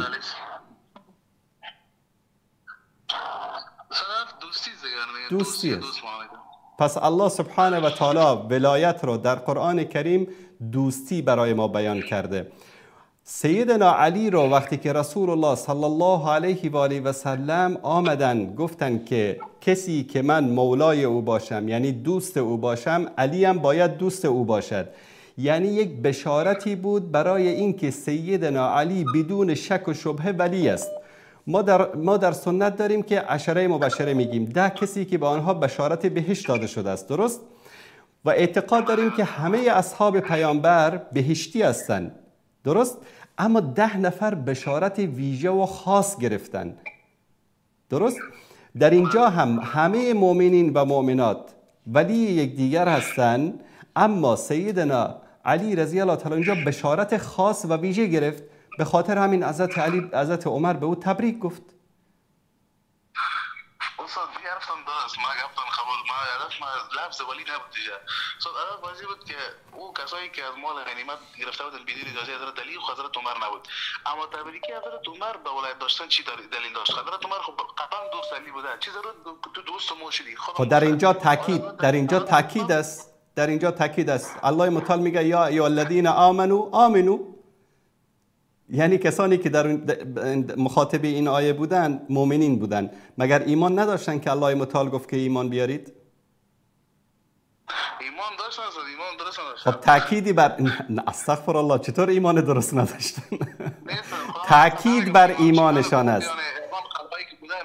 در اینجا تأکید، بله در اینجا تأکید بر ایمانشان است و در اینجا هم تأکید بر دوستی سیدنا علی است، به خاطر اینکه بعضیا آمدن شکایت کردن پیامبر صلی الله علیه و سلم به خاطر اینکه ساحه حضرت علی رو از این تهمت ها و افتراها و شک و شبه هایی که ایجاد شده بود پاک بکنن، این حرف رو فرمودن به حضرت علی. به خاطر این مقام ویژه‌ای که پیامبر صلی الله علیه و سلم به سیدنا علی دادن، در اونجا آمدن بهش تبریک گفتن. در این چی است؟ یعنی آیا امین عمری که به قول شما در اینجا میاد تبریک میگه، از این مسئله امامت و خلافت رو فهمید؟ اگه این مسئله رو فهمید که دیگه نباید میومد خلیفه میشد، نباید میومد با ابوبکر بیعت میکرد، میگفت که نه، در غدیر خم ما با علی بیعت کرده بودیم، تمام او خلیفه است.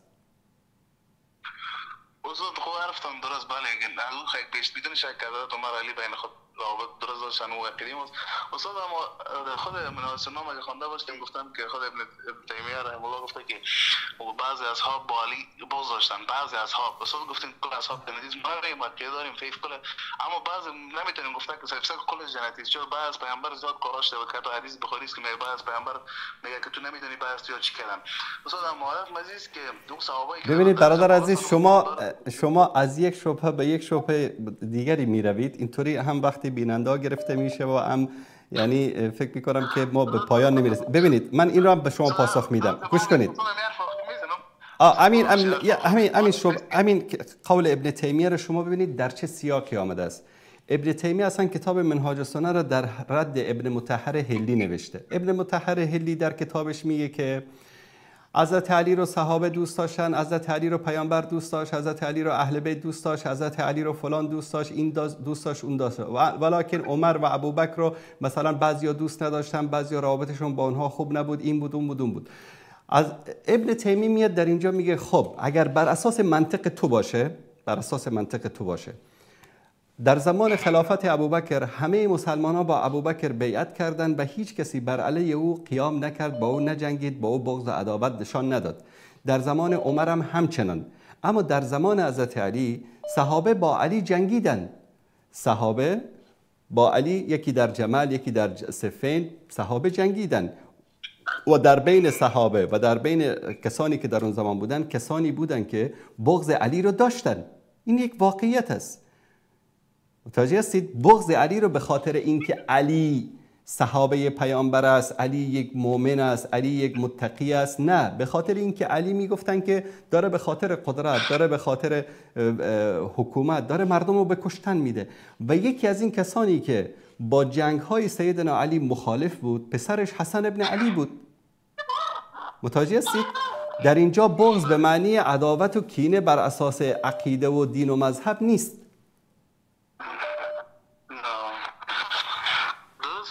تشکر از شما برادر عزیز. نه خواهش میکنم انشالله در برنامه دیگه زنگ بزنید بعد نه دیگه شما که الان نه شما که شبهه مطرح کردید من باید همین الان جوابش رو بدم چون در ذهن بینندگان شبهه ایجاد میشه. فقط با دربارش آخر یک شب گپ بزنم یادتون اگه وقت داشتین شما همین فقط درباره آیت است.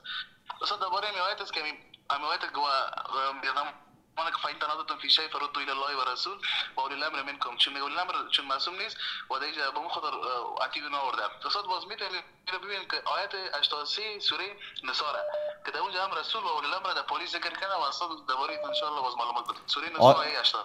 آیه 80 همین الان چون که شما مطرح کردید باید همین الان جواب داده بشه. بسم الله. من یطیع الرسول فقد اطاع الله و من تولى فما ارسلناك عليهم حفيظا. در کجا اولو الامر گفته در اینجا؟ نه 83 اذا جاءهم امر من الامن او الخوف اضاعوا به ولو ردوه الى الرسول و الى الامر. در اینجا اطاعت نگفته برگرداندن به الله و رسول گفته. مثلا شما یک لحظه مثلا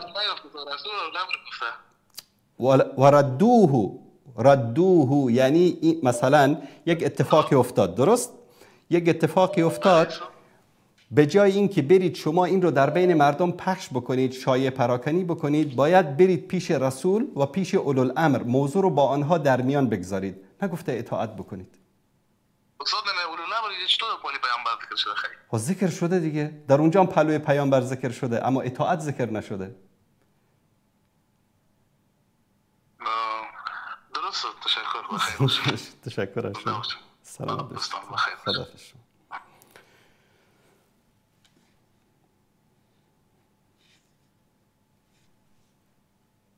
اطاعت چیز دیگری است دوست عزیز اما برگرداندن یک سخن به الله و رسول چیز دیگری است. مثلا یک اتفاقی میفته یک نفر یک حرفی میزنه یک کاری میکنه به جای که شما بیاید موقف بگیرید در بین مردم پخش بکنید شایع پراکنی بکنید باید به الله و رسول و به اولوالامر برگردانید. یعنی چی؟ برید به اونو بگید همچین اتفاقی افتاده نظر شما چی است؟ اولوالامر در اینجا چیکار میکنه؟ بر اساس الله و رسولش حکم الله و رسولش در اینجا حکم میده.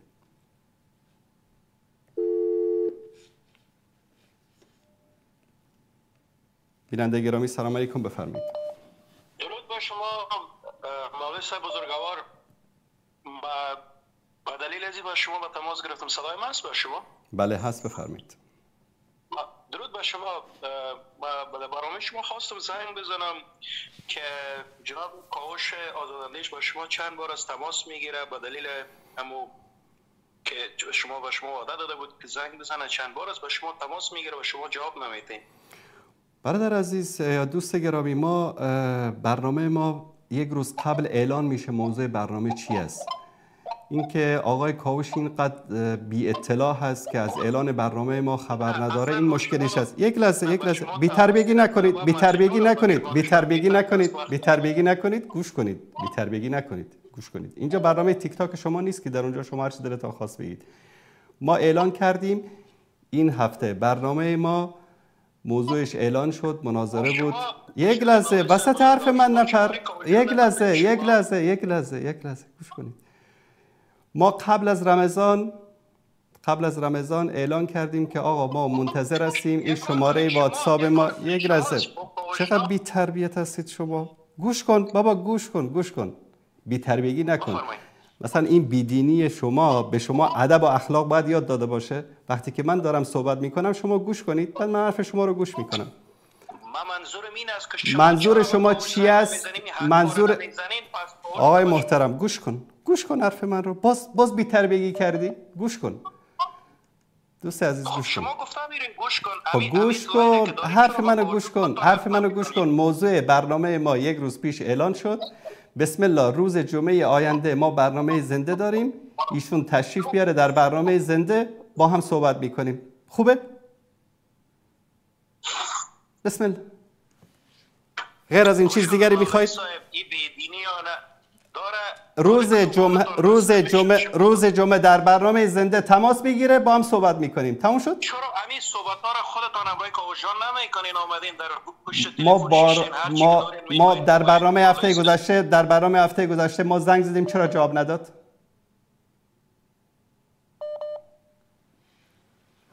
چرا جواب نداد؟ در هفته گذشته زنگ زدیم. گوش کن، الان داره بر شما چند بار زنگ میزنه. آقای محترم زنگ شما بزنید خیبر کاوشان. ما روز جمعه در برنامه زنده ایشان تماس میگیرن.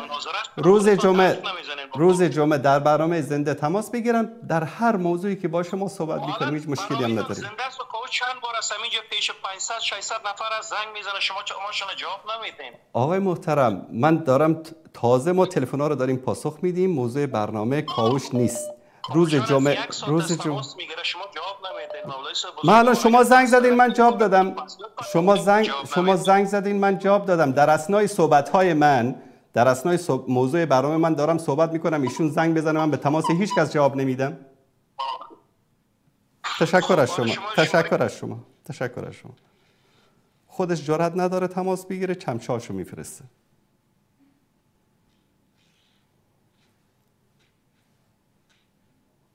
بیننده گرامی بفرمایید.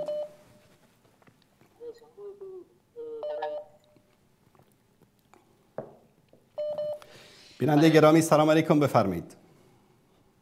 سلام علیکم استاد محترم، شما خوب هستین؟ سلامت باشید، زنده باشید. استاد محترم، در ارتباط این شخصی که فعلا امیال در تماس که فی تیک تاک را استاد محترم، من در تیک تاک میرم استاد، فقط اینا در شعار هم گپ میزنن استاد محترم.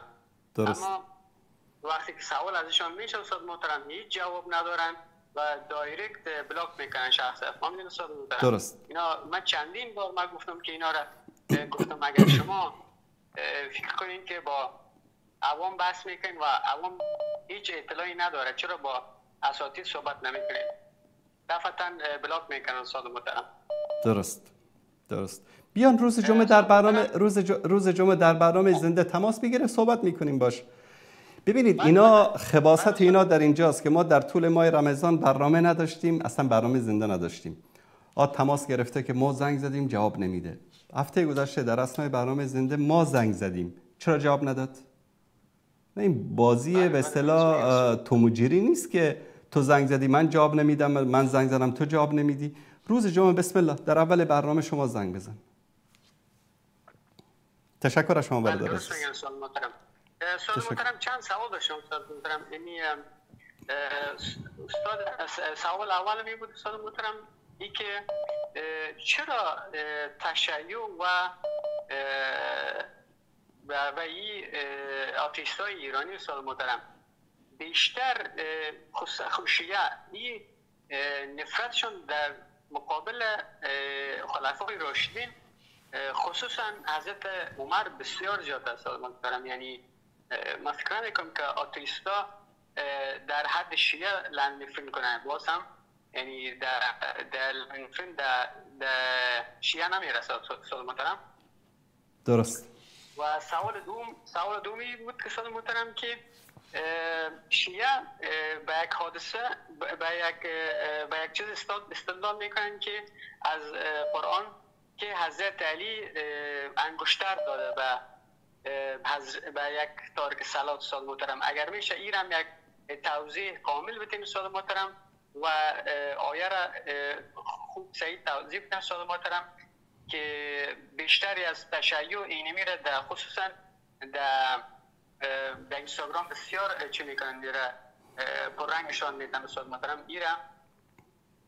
و استاد محترم سوال سومی بود که چرا علما کفر خمینی را استاد محترم، چون که اگر در کتابای خمینی اگر شما بیشتر استاد هستید در بخش استاد محترم شما معلومات بیشتر دارید، چرا کفر خمینی را اعلان نمیکنن استاد محترم؟ چون که کتابایی که داره استاد محترم و بعضی تا هنوز هم دست بیشترتر شاید فکر میکنن که خمینی یک شخصی بود که یعنی بسیار بسیار ازش تعریف میکنن، در حالی که استاد محترم همه حادثه که زمانی میفهم در مکه TNT روان کرده بودن استاد محترم در بیک حجاج استاد محترم و این علنی نشده بود. استاد محترم امیرم یک توضیح بدین باشه چشم در این مورد صحبت این خمینی رویش استاد محترم چهرهش استاد محترم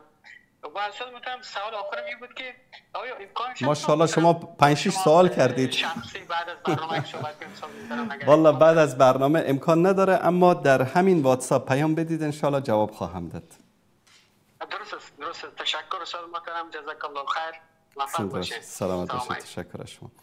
در مورد این که بله دشمنان دین، دشمنان اسلام در هر لباسی که باشند، چه در لباس روافض چه در لباس ملحدین، همه اینها هدفشان دشمنی با اسلام، دشمنی با قرآن، دشمنی با رسول الله صلی الله علیه و سلم است. یکی به نام دین، مانند منافقین زمان پیامبر صلی الله علیه و سلم که می آمدن در کنار پیامبر نماز می خواندن، در جلساتشون شرکت می کردن، خودشان را مسلمان هم می گفتن، اما در لباس مسلمان به اسلام ضربه می زدن. در مورد اینکه حضرت علی انگشترش رو در حالت رکوع یوتون از زکات و هم راکعون به این آیه استدلال میکنن که این آیه در مورد حضرت علی نازل شده که در حالت رکوع زکات داده. اولا زکات انسانی میده که مالی برای تجارت داشته باشه، 1 سال بر او گذشته باشه، بعد از اون نصابش هم رسیده باشه، بعد از اون زکات میده. نه اینکه هر وقتی که در حالت نماز بودی یک نفر آمد تو انگشترت رو بهش زکات بده. آیا حضرت علی اینقدر پولدار بود؟ از یک طرف میگن حضرت علی پول نداشت و فلان نداشت و تجارت نداشت و به اصطلاح درعش پیش مردم گرو بود و فلان بود و در خانهش نان خوردن نداشت. از یک طرف میگن که زکات میداد. زکات کسی میده که تاجر و پولدار باشه و پولش هم به نصاب رسیده باشه، 1 سال هم بر او گذشته باشه، بعد زکات میده. این اولا. ثانیاً آیا در حالت نماز خواندن دستتو دراز بکنی، صدای مردم رو بشنوی، انگشترتو بدی، این کار درستی است؟ نماز انسان رو نمیشکنه. از یک طرف میگن حضرت علی چنان در نماز غرق میشد که اصلا حرف کسی رو نمیشنوید. از یک طرف میگه که طرف آمده بود گدایگری میکرد، از مردم طلب کمک میکرد، حضرت علی انگشترش رو بهش داد.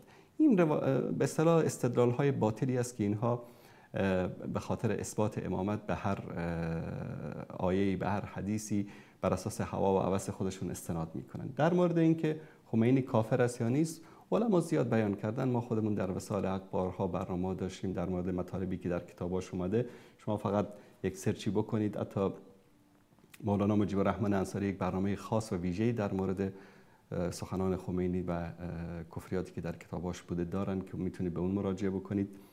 و اینکه بله در مکه مکرمه مواد منفجره برده بودن، اونجا در بین حجاج منفجر کردن و بعداً این قضیه ثابت شد و اعتراف کردن و سپاه پاسداران این کارو کرده بود. و در مورد این هم ما یک برنامه ویژه‌ای داشتیم و کلیپ هاش در یوتیوب هست که میتونید بهش مراجعه بکنید. بیننده عزیز سلام علیکم، بفرمایید.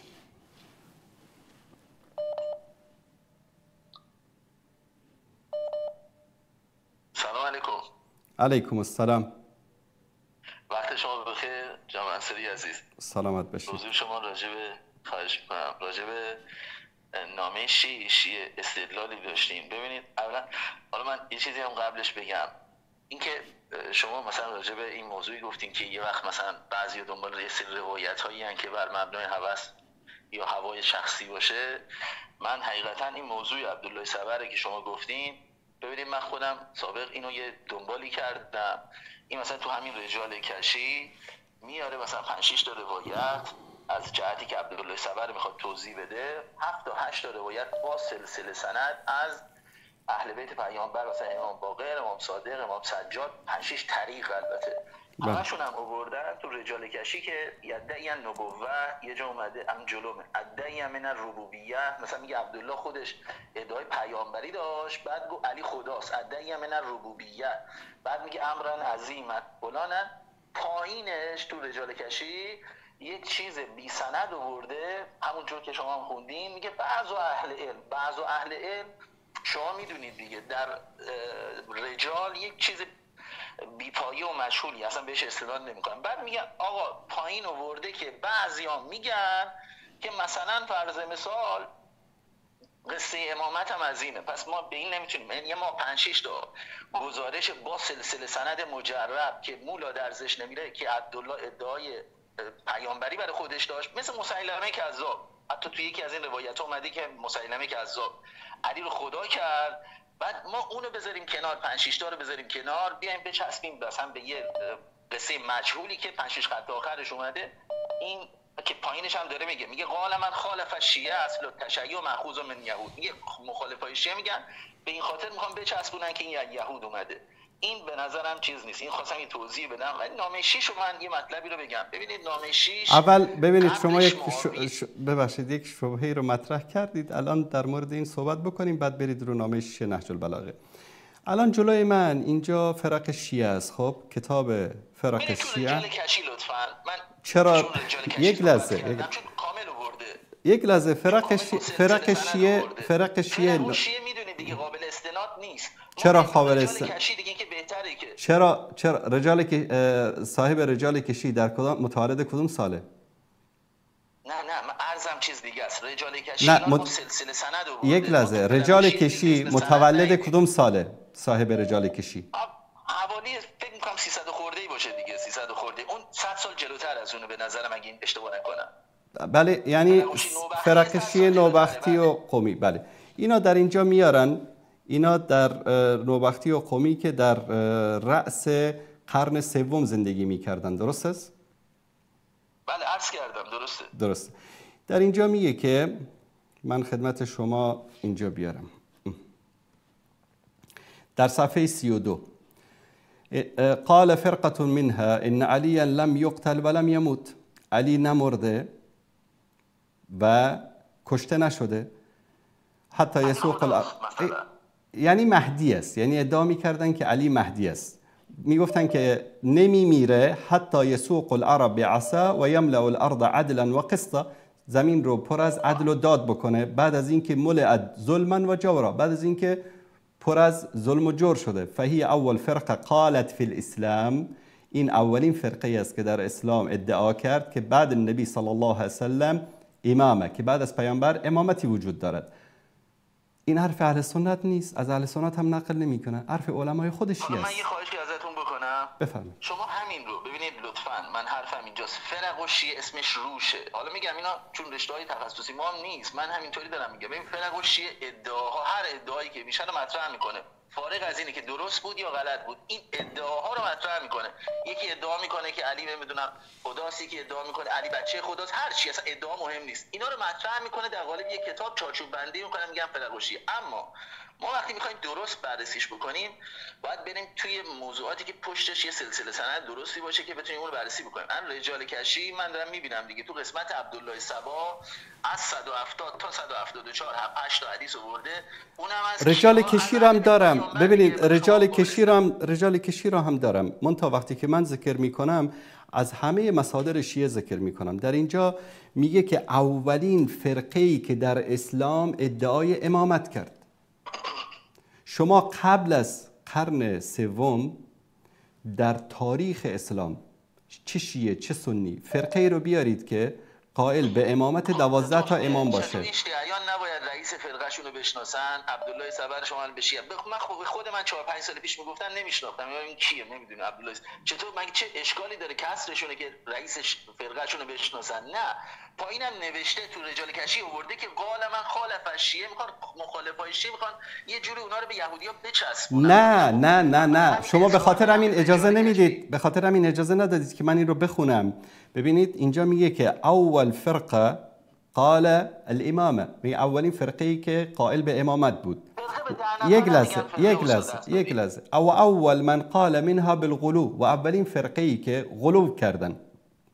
و هذه الفرقه تسمى سبعیه، که به این فرقه میگن سبعیه. اصحاب عبدالله ابن سبع و کان اظهر الطعن على ابی بکر و عمر و عثمان و الصحابه و تبرأ منهم، اولین کسی که اظهار طعن و لعن به صحابه کرده و اعلان براحت کرده از اونها.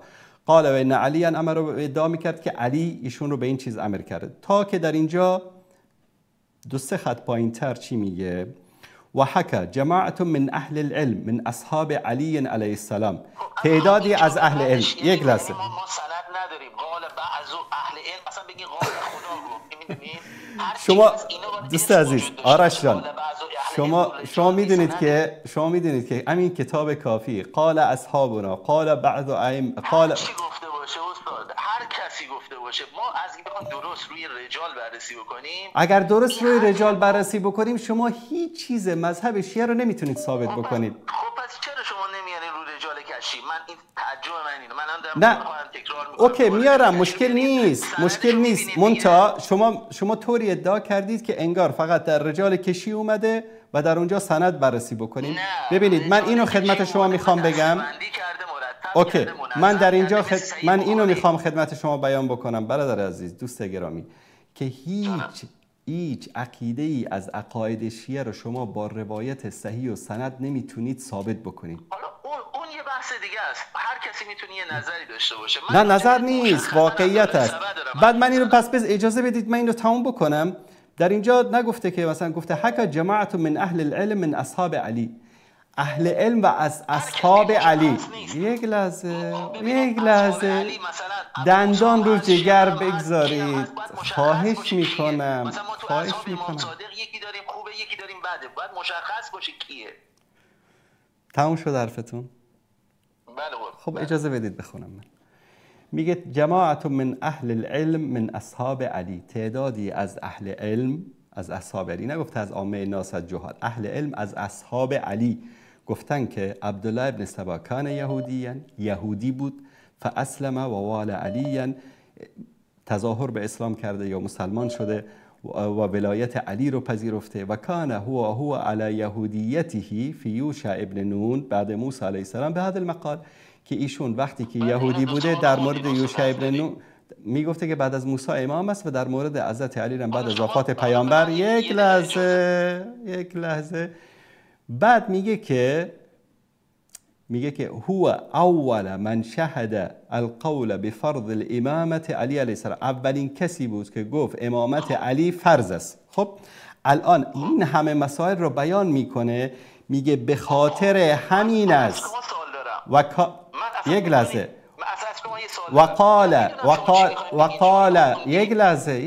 وقال من خالف الشیعه، به خاطر همین است که مخالفین شیعه میگن ان اصل الرفض ماخوذ من الیهودیه، که اصل رافضه‌گری از یهودیت گرفته شده. ما قبل این حرفایی رو که در اینجا میگه اعتقاد خود آقای نوبختی و قمی است. اصلا اعتقادش باشه. من از شما یه سوال رد کردن همین رو رد کردن نوبختی و قمی. از شما میخوام سوال بپرسم دیگه. بفرمایید. من از شما میخوام سوال بپرسم. تو فرق و شیعه ممکنه مثلا 2000 مدل فرقه دیگه باشه آورده، ولی چون همه رو تایید میکنه نه آورده. من یه سوال دارم از شما. اینجا داره میگه اصل امامت رو به عبدالله سبا چسبونده. خب بالا حدیث چیه؟ میگه بعض اهل علم. خب این یه مسئله. خب این یک پارامتر. 2 5 حدیث تو رجال کشی وجود داره با 5 طریق مختلف از امام باقر، امام سجاد، امام صادق و فلان، با سلسله سندی که برای شیعه مولا درزش هم نمیره، سلسله سند کامل، یعنی با اسامی مختلف اومده که این ادعای پیامبری داشت، برای علی ادعای خدایی. حالا شما اونا همه رو میرید. پس عبدالله ابن سبا وجود داشت یا وجود نداشت؟ عبدالله ابن سبا وجود داشت یا وجود نداشت؟ وجود داشت. بحث ادعاست اینجا. من میخوام بگم اینا میگن ادعای خدایی بر علی داشت، نه امامت بر علی. امامت بر علی یک روایتی که بعضو اهل علم میگن، یعنی هیچ حرف مفت. من حرفم اینه، میگم ما چطور سلسله. اما سید نعمت الله جزایری این حرف رو نمیگه. اما سید نعمت الله جزایری اینو نمیگه. شما کتاب الانوار و نعمانیه رو نگاه بکنید.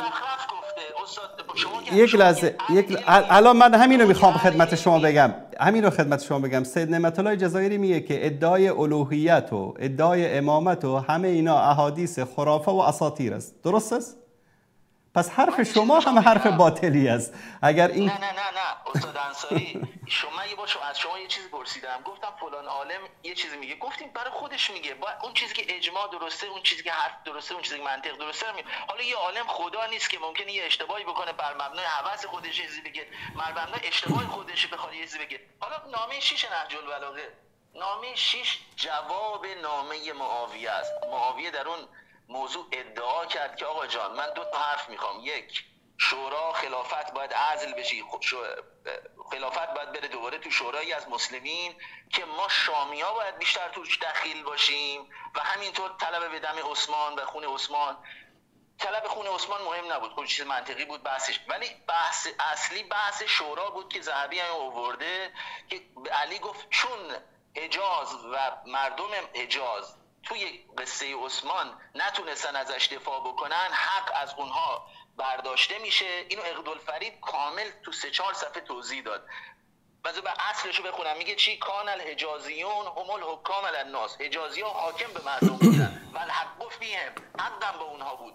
فلما فارقوه او به عثمان برمیگرده، میگه زمانی که عثمان رو ترک کردن یا خوب ازش حفاظت نکردن، کان الحکام علی الناس اهل الشام، ما شامیان باید حاکم باشیم و ما شامیان باید دخالت بکنیم. علی گفت بابا شما دخالت کنید چیه؟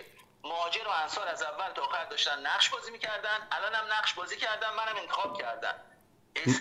خب من یک لحظه آرش جان شما حرفای من رو اگر به دقت گوش داده باشید، من با ایناش هیچ مشکلی ندارم. حتی ذکرم کردم که این نامه است که برای معاویه فرستاده در اثبات شرعیت حکومت سیدنا علی رضی الله تعالی عنه. من اینو ذکر کردم، همه بینندگان شاهد هستن، چیزی رو هم از کسی پنهان نکردم. درست است؟ درست. مشکل من فقط با 2 جمله است در این نامه. میگه انما شورا للمهاجرین و الانصار. خب بر اساس منطق معاویه میگید گفت که شوراست از آن مهاجرین و انصار است.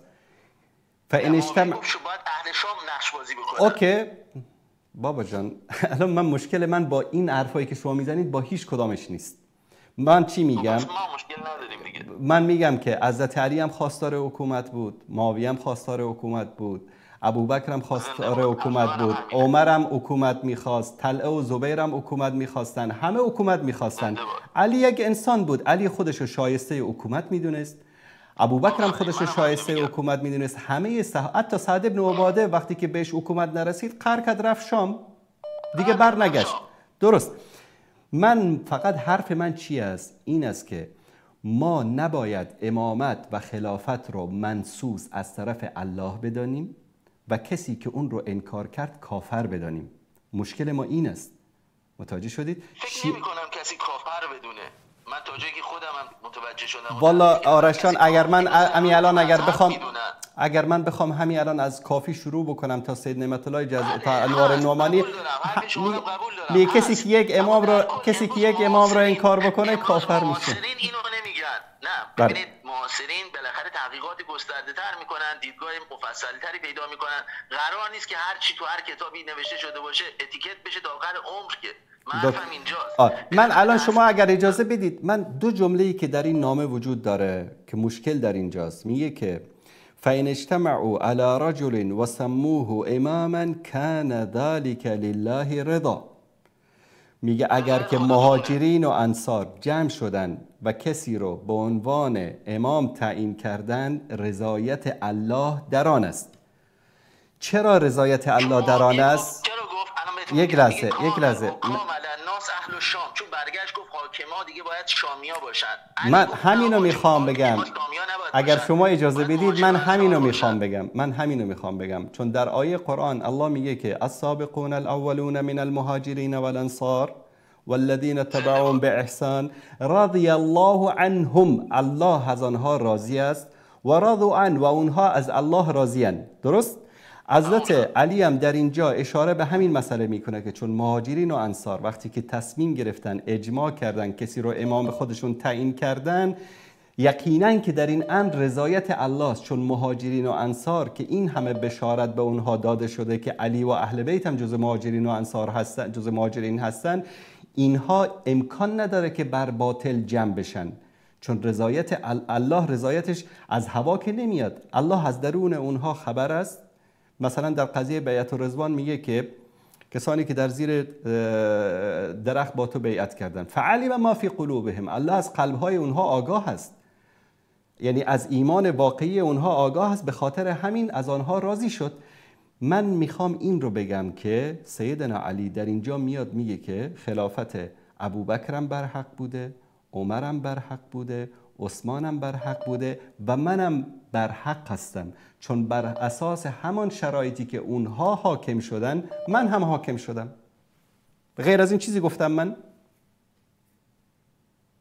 نه، من بحثم این بود که موضوع رو ما یه مقداری بازتر بکنیم، چون از این نامه 6 یه وقتایی مثلا حالا شما نه یه سری کج‌فهمی‌های دیگه‌ای هم واردش میشه، در صورتی که معاویه ادعا کرد، الان من در یه نیم خطه برگشت علی بهش گفت فهات رجل من اهل شام یقبل فی الشورا او تحل لهم الخلافه، تو یه نفر از شامی‌ها رو بردار بیار که بتونه مستحق باشه تو شورا، یا اینکه دیگران بخوان به عنوان خلیفه قبولش داشته باشن. اون برگشت گفت نه آقا الا بالله حرفم اینه، فان سمیت کذبک المهاجرون والانصار، اگه تو یه اسم بیاره خودتون تو شامیا کذبک المهاجرون و مهاجر و انصار، اونا رو در واقع تکذیب میکنن. حرف شما، من دارم تو همین مسیر میرم. خب شما آرشان اگر اطلاع داشته باشید، همه اهل سنت بر این عقیده هستند که خلافت سیدنا علی رضی الله تعالی عنه در مقابل خلافت معاویه رضی الله تعالی عنه خلافت برحق و شرعی بود و اکثر اهل علم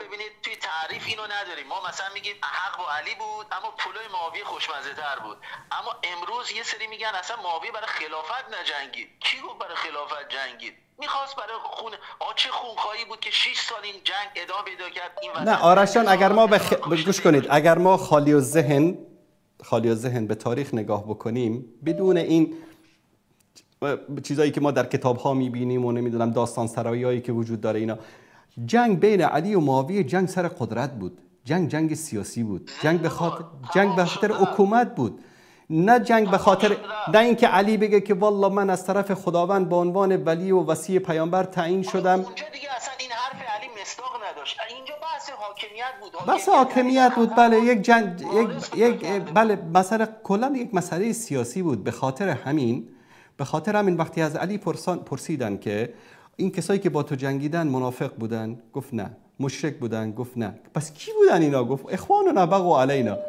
برادران ما که بر علیه ما بغاوت فنصرنا علیهم، ما بر آنها پیروز شدیم. تشکر از شما برادر. خواهش میکنم. شبتون بخیر. خدا نگهدارت.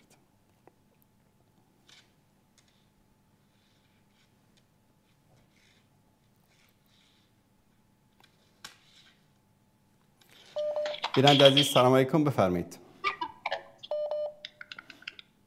استاد انصاری خسته نباشید. سلامت باشید، بفرمایید. خواهش میکنم. مزاحم همیشگی.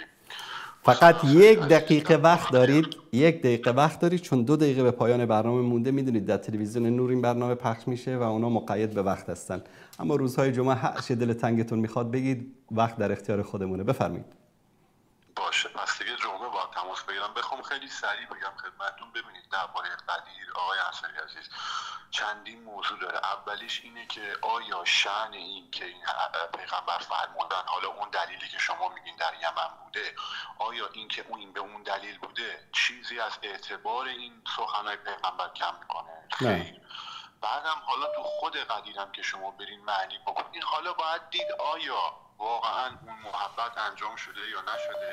و از منم استاد خیلی عزیز، بالاخره ما خیلی جاها تو خود سنگ مسلم و بخاری داریم که ولی هم به معنای جانشینه، اما اگه جانشینی هم ما نخواهیم از قدیر اثبات بکنیم یا از منزلت، حداقل اون چیزی که واقعیت رو اثبات بکنیم همون کافیه که ثابت میکنه شایسته ترین فرد امام علی. حالا حتی اگه بگیم منم میگم اصلا سمت شما نگفته توی قدیر خم خلیفه سیاسی من علی، اما جایگاهی که گفته خب کاش که همه شیعیان این رو بگن، کاش که همه شیعیان علمای شما این رو بگن. نه، میگن که بابا جان یک خداوند اومد به پیامبر گفت که بلغ ما انزل الیک، خداوند عصبانی شد بر پیامبر، گفت چرا محمد صلی الله علیه و سلم تو چطور داری ابلاغ نمی‌کنی قضیه امامت رو؟ خمینی در کتابش میگه پیامبر محافظه کاری میکرد. در کتاب حکومت اسلامی خمینی در صفحه 26 میگه که پیامبر میترسید، محافظه کاری میکرد، بیان نمیکرد امامت رو. اما خداوند بهش آیه فرستاد بلغ ما انزل الیک فان لم تفعل فما بلغت رسالته، ای محمد ابلاغ بکن امامت رو، اگر ابلاغ نکنی اصلا رسالت تو به تکمیل نرساندی. بعد پیامبر اومد در قدیر خم امامت رو ابلاغ کرد. بعد الله متعال گفت که الیوم اکملت لکم دینکم، دینتون رو کامل کردیم. به این علمای شما وقتی میان این مطلب رو بیان میکنن قضیه غدیر رو میگن یک امامت منصوص از طرف الله هست، هر کسی هم انکار بکنه کافر است. الان از شما بپرسم کسی آیه از قرآن رو انکار بکنه مسلمان است یا کافر؟ ببینید مسلمان نیست کسی که آیه از قرآن رو انکار بکنه. پس میگن امامت، برای امامت شما بیش از 500 آیه از قرآن میتراشید. ببینید آقای انصاری، تفسیر علما یه بحثه، خود حضرت علی چیکار کرده یه بحثه. ما از قدیر خون و منزلت حالا امروز وقت نیست، من حاضرم با هم بشینیم، من که البته درس پس میدم و در حد شما ثبات ندارم، ولی مناظره نه صحبت بکنیم از هیچ اشکالی نداره، هیچ اشکالی نداره، حضرت علی و شایسته تر بودن هیچ اشکالی نداره. من اتفاقا در یکی از برنامه‌ها اینو گفتم، ببینید اگر قرار بود مثلا در سقیفه حضرت علی هم می بود، حضرت ابوبکر و حضرت عمر هم می بود، حضرت عثمان و بقیه صحابه هم می بود، می گفتن رأی گیری بکنید به کی رأی میدید، من به حضرت علی رأی میدادم. درود بر شما. ببینید یعنی ببینید در نظر ما این است که بین ابوبکر و علی و عمر و عثمان و طلحه و زبیر اینها فرق نیست، اینا همه اصحاب پیامبر، هر کدام فضیلت و جایگاه خاص خودشونو دارن. فضایلی رو که عمر داره علی نداره، فضایلی رو که علی داره عمر نداره. هر پیامبر رهبر بودن، به هر یک از صحابه یک مدال، یک ویژگی خاصی دادن. در صورت انشالله در روز جمعه تماس گرفتید در این مورد صحبت میکنیم. خواهش میکنم. فقط استاد انصاری یه جمله آخر، اینی که شما گفتین هر کدوم فضیلت دارن، اما فضایلی که برای امیرالمومنین ذکر شده حالا بحث میکنیم. آقای انصاری تفاوتش با فاصله است، حالا صحبت میکنیم. زنده باشید. تشکر شما، زنده باشید. خدا نگهدارتان. خدا نگهدار. تشکر میکنم از تک تک شما عزیزان. تا برنامه دیگر که باز هم با آن رویسه که در خدمت شما عزیزان خواهیم بود، همه‌تان رو به پروردگار متعال میسپارم و صلی الله علی سیدنا و حبیبنا محمد و علی آله و صحبه اجمعین و السلام علیکم و رحمت الله و برکاته.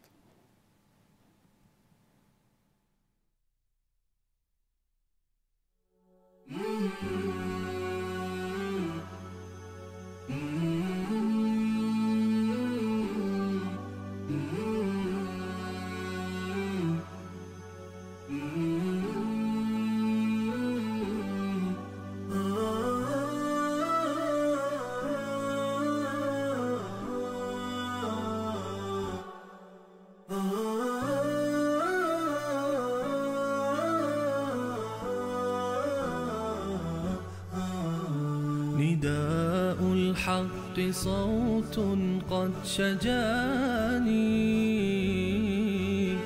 وبلغني الحقيقة والأماني وكان لي السبيل إلى المعالي ونورا للهداية والبيان